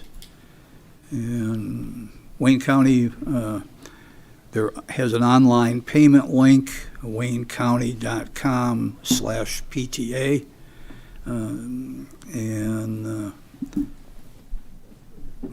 as of Friday, we've collected 97.1% of our total 2022 tax roll, and all the distributions to the county and the schools has been made. Our DPS commission, which normally would meet tomorrow, has canceled their March meeting, and our next meeting will be the second Tuesday in April. On the Airport Commerce Park Commission, our next meeting is Monday, March 20th at 6 p.m. And at our last meeting, we've awarded a contract, or we will be awarding a contract for Taxiway A for the reconstruction project on that. And that should be coming to the board shortly. So you'd be recommending? Will be. Yeah, not approved. No, right. We'll be bringing it forward to the board. Okay. Right. And that concludes my report. Well, thank you. Joe? I sit on the police commission, and we meet the third Tuesday each month at 7 o'clock in this room. And our last board meeting was previous to the commission meeting, so tonight there is no formal report. Okay. Jameson? All right. Good evening. Thanks to Ann, the budget team, and Supervisor Budney for putting together the budget amendment and reconciliation. I know we talked about it a lot. I think it's kind of important just so we can see where we landed, and because of state law. And thank you for the budget presentation. It helped me understand just how everything was playing out, so I do appreciate that.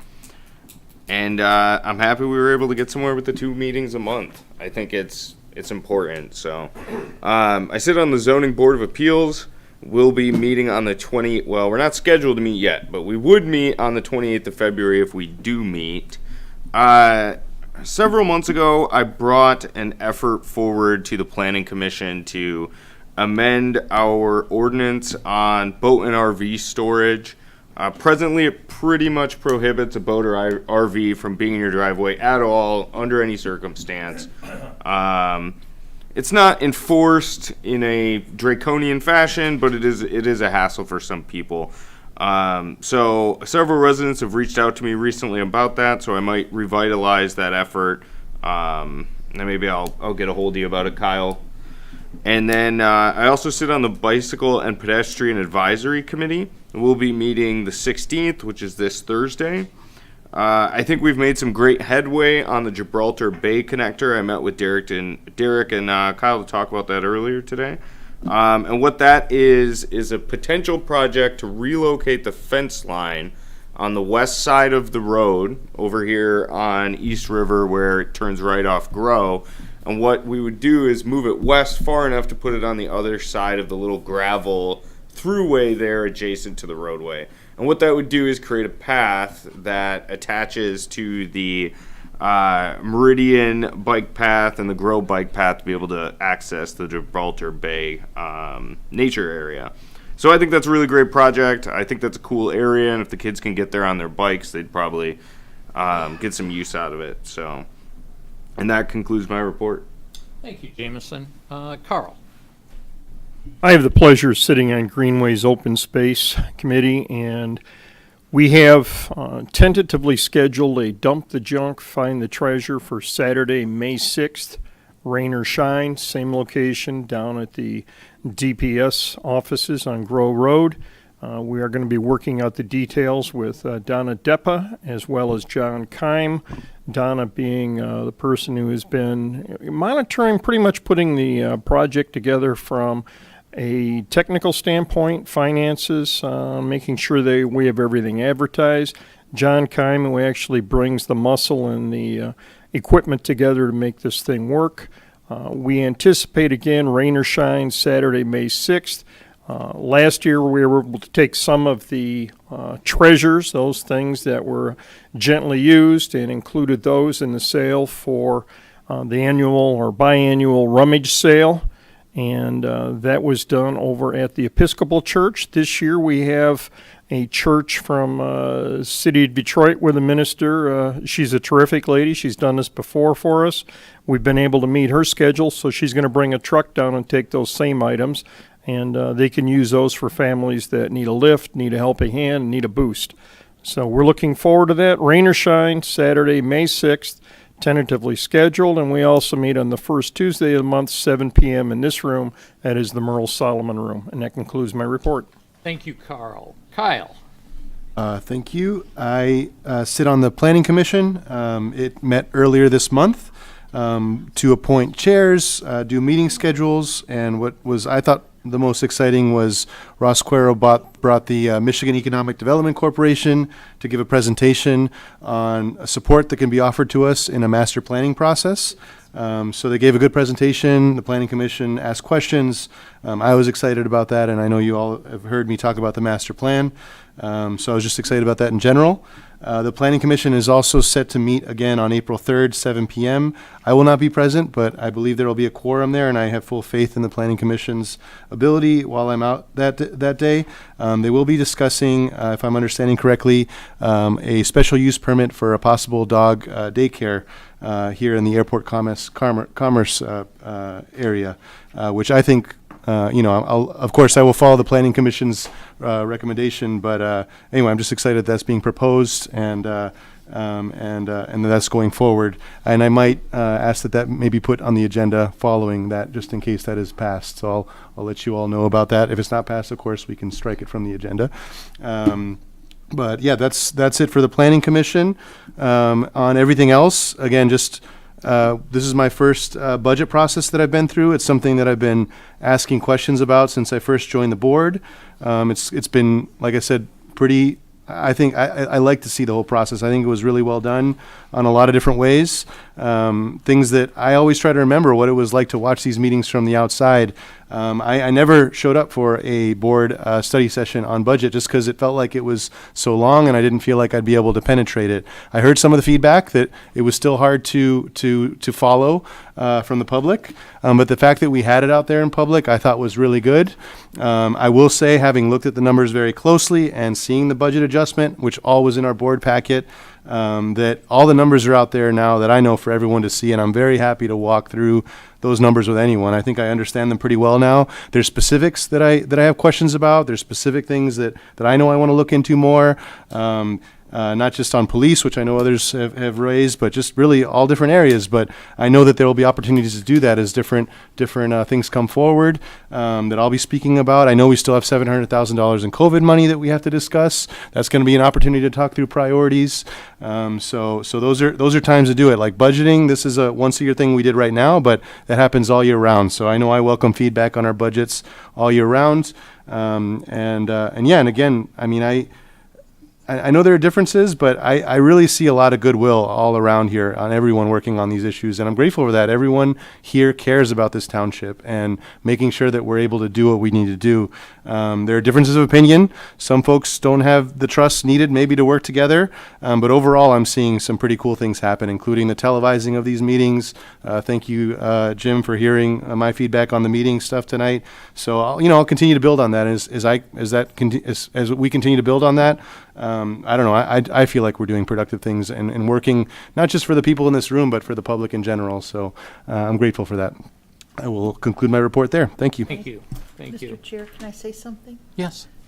Kyle, that reminds me of when we had an interview with you and you said something that stayed with me, moving forward at the speed of trust. And I really think we are making that progress. So. Okay. Thank you. Township Manager. Good evening, Supervisor and members of the board. Just a couple of quick items this evening. First thing, chipping does continue. They weren't out today because of bad weather, and they weren't out on Friday because of bad weather, but the township did send out a push notification to the residents that are on our Code Red system, just letting everybody know where they've been and where they're going, and also to encourage patience with the process. There's been a lot that has been put to the roadside, and so it's going to take a while before they finally get around to everything, but they're actively working to move through the community. We also had some participation over the weekend from Wayne County. They were in town doing roadside chipping as well, so any little bit that we can get as far as help goes, we're trying to do our best to do that, and that actually came out of a request of the county. They had come to us and asked us if we needed any help, and they have a very small forestry division, but we did ask and we did receive some assistance over the weekend. So give credit where credit's due. I guess that's the reason I'm mentioning that. There was also a notification that went out to the residents about the upcoming Meridian Road bridge replacement. So I believe on our website, and Brian, correct me if I'm wrong, but this notification was posted that provided a summary basically of the work that's going on, as well as the schedule. So in summary, starting on the 20th, which I believe is next Monday, that stretch of road at the Meridian Road Bridge over Thoroughfare Canal will be closed, and they will be closed for quite a long period of time through approximately the middle of September. So they are doing a full bridge replacement, and then also they'll be doing resurfacing of Meridian Road from Grosse Ile Parkway to Island Drive. And that may or may not happen throughout the project, but they have assured us that they'll try to honor our request of trying to get that repaving work completed before the school year starts in September, August timeframe. So there isn't a condition that they have to wait till the bridge is done before they do that, so they're going to try to incorporate it within the project at some point, not just set it towards the end. So information is on our website about that closure and the detour routes. We did receive a number of complaints from residents on some of the previous detour routes when that bridge was closed, when they were doing gas main work. So we tried to take those into consideration and voice our concerns to the county, and they worked, I think, with the construction schedule to try to, and the routing, the detour routing, to try to take into consideration the residential traffic and the issues that we had in the past. So that's an $8.5 million project. It's a pretty significant project. Toby is the contractor, and they've done a number of bridge replacements in the past, so fully confident that they will be able to achieve the schedule that they've proposed, and that road should be back open by the middle of September of 2023. I was informed from a reliable source this evening, Board Member Yeager, that I understand the toll bridge is experiencing some electrical issues with a transformer, and it's currently closed. Temporary closure. So hopefully that'll be back up and running shortly. But for those watching the meeting, if they got plans to go over the toll bridge anytime here in the next couple hours, I would plan a different route. Board of review is currently ongoing. They've had 14 appointments. Those wrap up tomorrow. We have received a number of phone calls regarding tax assessments, but our assessors have been working diligently to try to educate and explain to the residents the tax bill that they received. And a good result of that is that we only had 14 appointments, so that's a good sign. And then I don't recall if I had announced this to the board a couple of weeks ago or not, but the bonds were sold for the wastewater treatment plant and the roads projects. And correct me if I've already told you this, but we did achieve a pretty good interest rate of 3.68%. So that was a good interest rate, especially during this day and age for loans, for bonds. So that was a good piece of information to pass along. So, and with that, that concludes my report. A code red just went out on the toll bridge, so the people are being notified that it's closed until further notice. It's good we mentioned it was power outage though, and not just closed. Yes.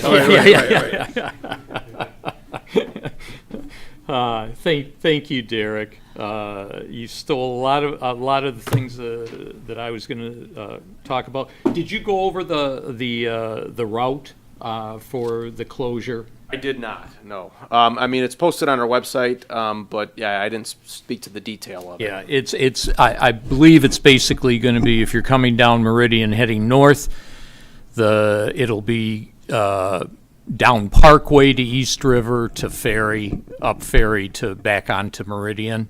And if you're heading south on Meridian, you'll go west at Ferry Road, down to West River, and then back up wherever you would like to, past Parkway or anywhere past that, I should say. And it's going to be a little bit of an inconvenience, but it's certainly something that one of the 4 bridges that they're going to be working on for us, and those things have to be done, just like our paving. It's an inconvenience, but it's worth it for what we get out of it. Speaking of that, I did talk to the county, and all our projects that they were going to do are on schedule. The design for the other 5 piers is on schedule. It's still with the engineering company that they've hired to do those designs, but they're pressing forward on that, and then once the designs are done, they'll do the work. I was pleased that all our projects are still on schedule. Nothing's dropped off for our projects, other than I have to say the Parke Lane Bridge. If you remember, it was bundled with, I believe, 6 other bridges in Wayne County, and they went to get funding for that. They did not get the funding. So we're back to square one, and Derek and I are going to be talking about that to see if we can see what we can put together to get something moving on that bridge. But all our other projects are on schedule.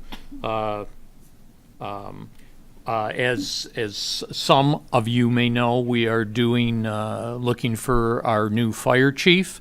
We had 29 people apply, one person dropped out, so we're down to 28.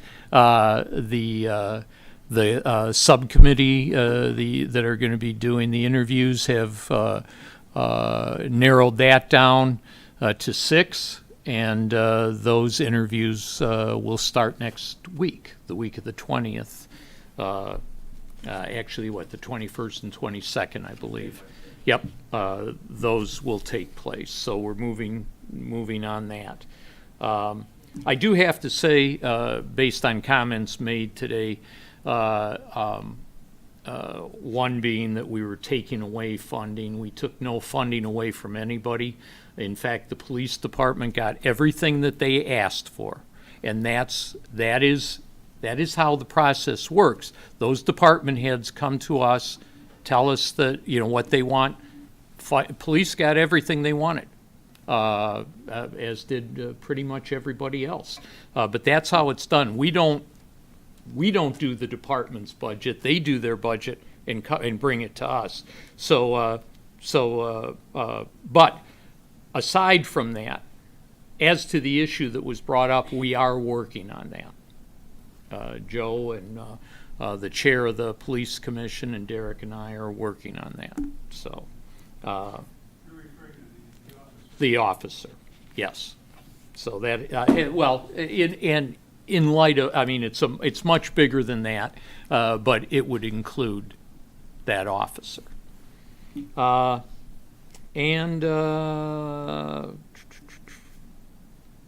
That is it. Joe, I will get with you and we will get a meeting together on the public safety building. We'll move on that. And that is all I have. Motion to adjourn. Support. All in favor? Aye. Opposed? Okay, we're adjourned. Oh, It's okay. oh, It's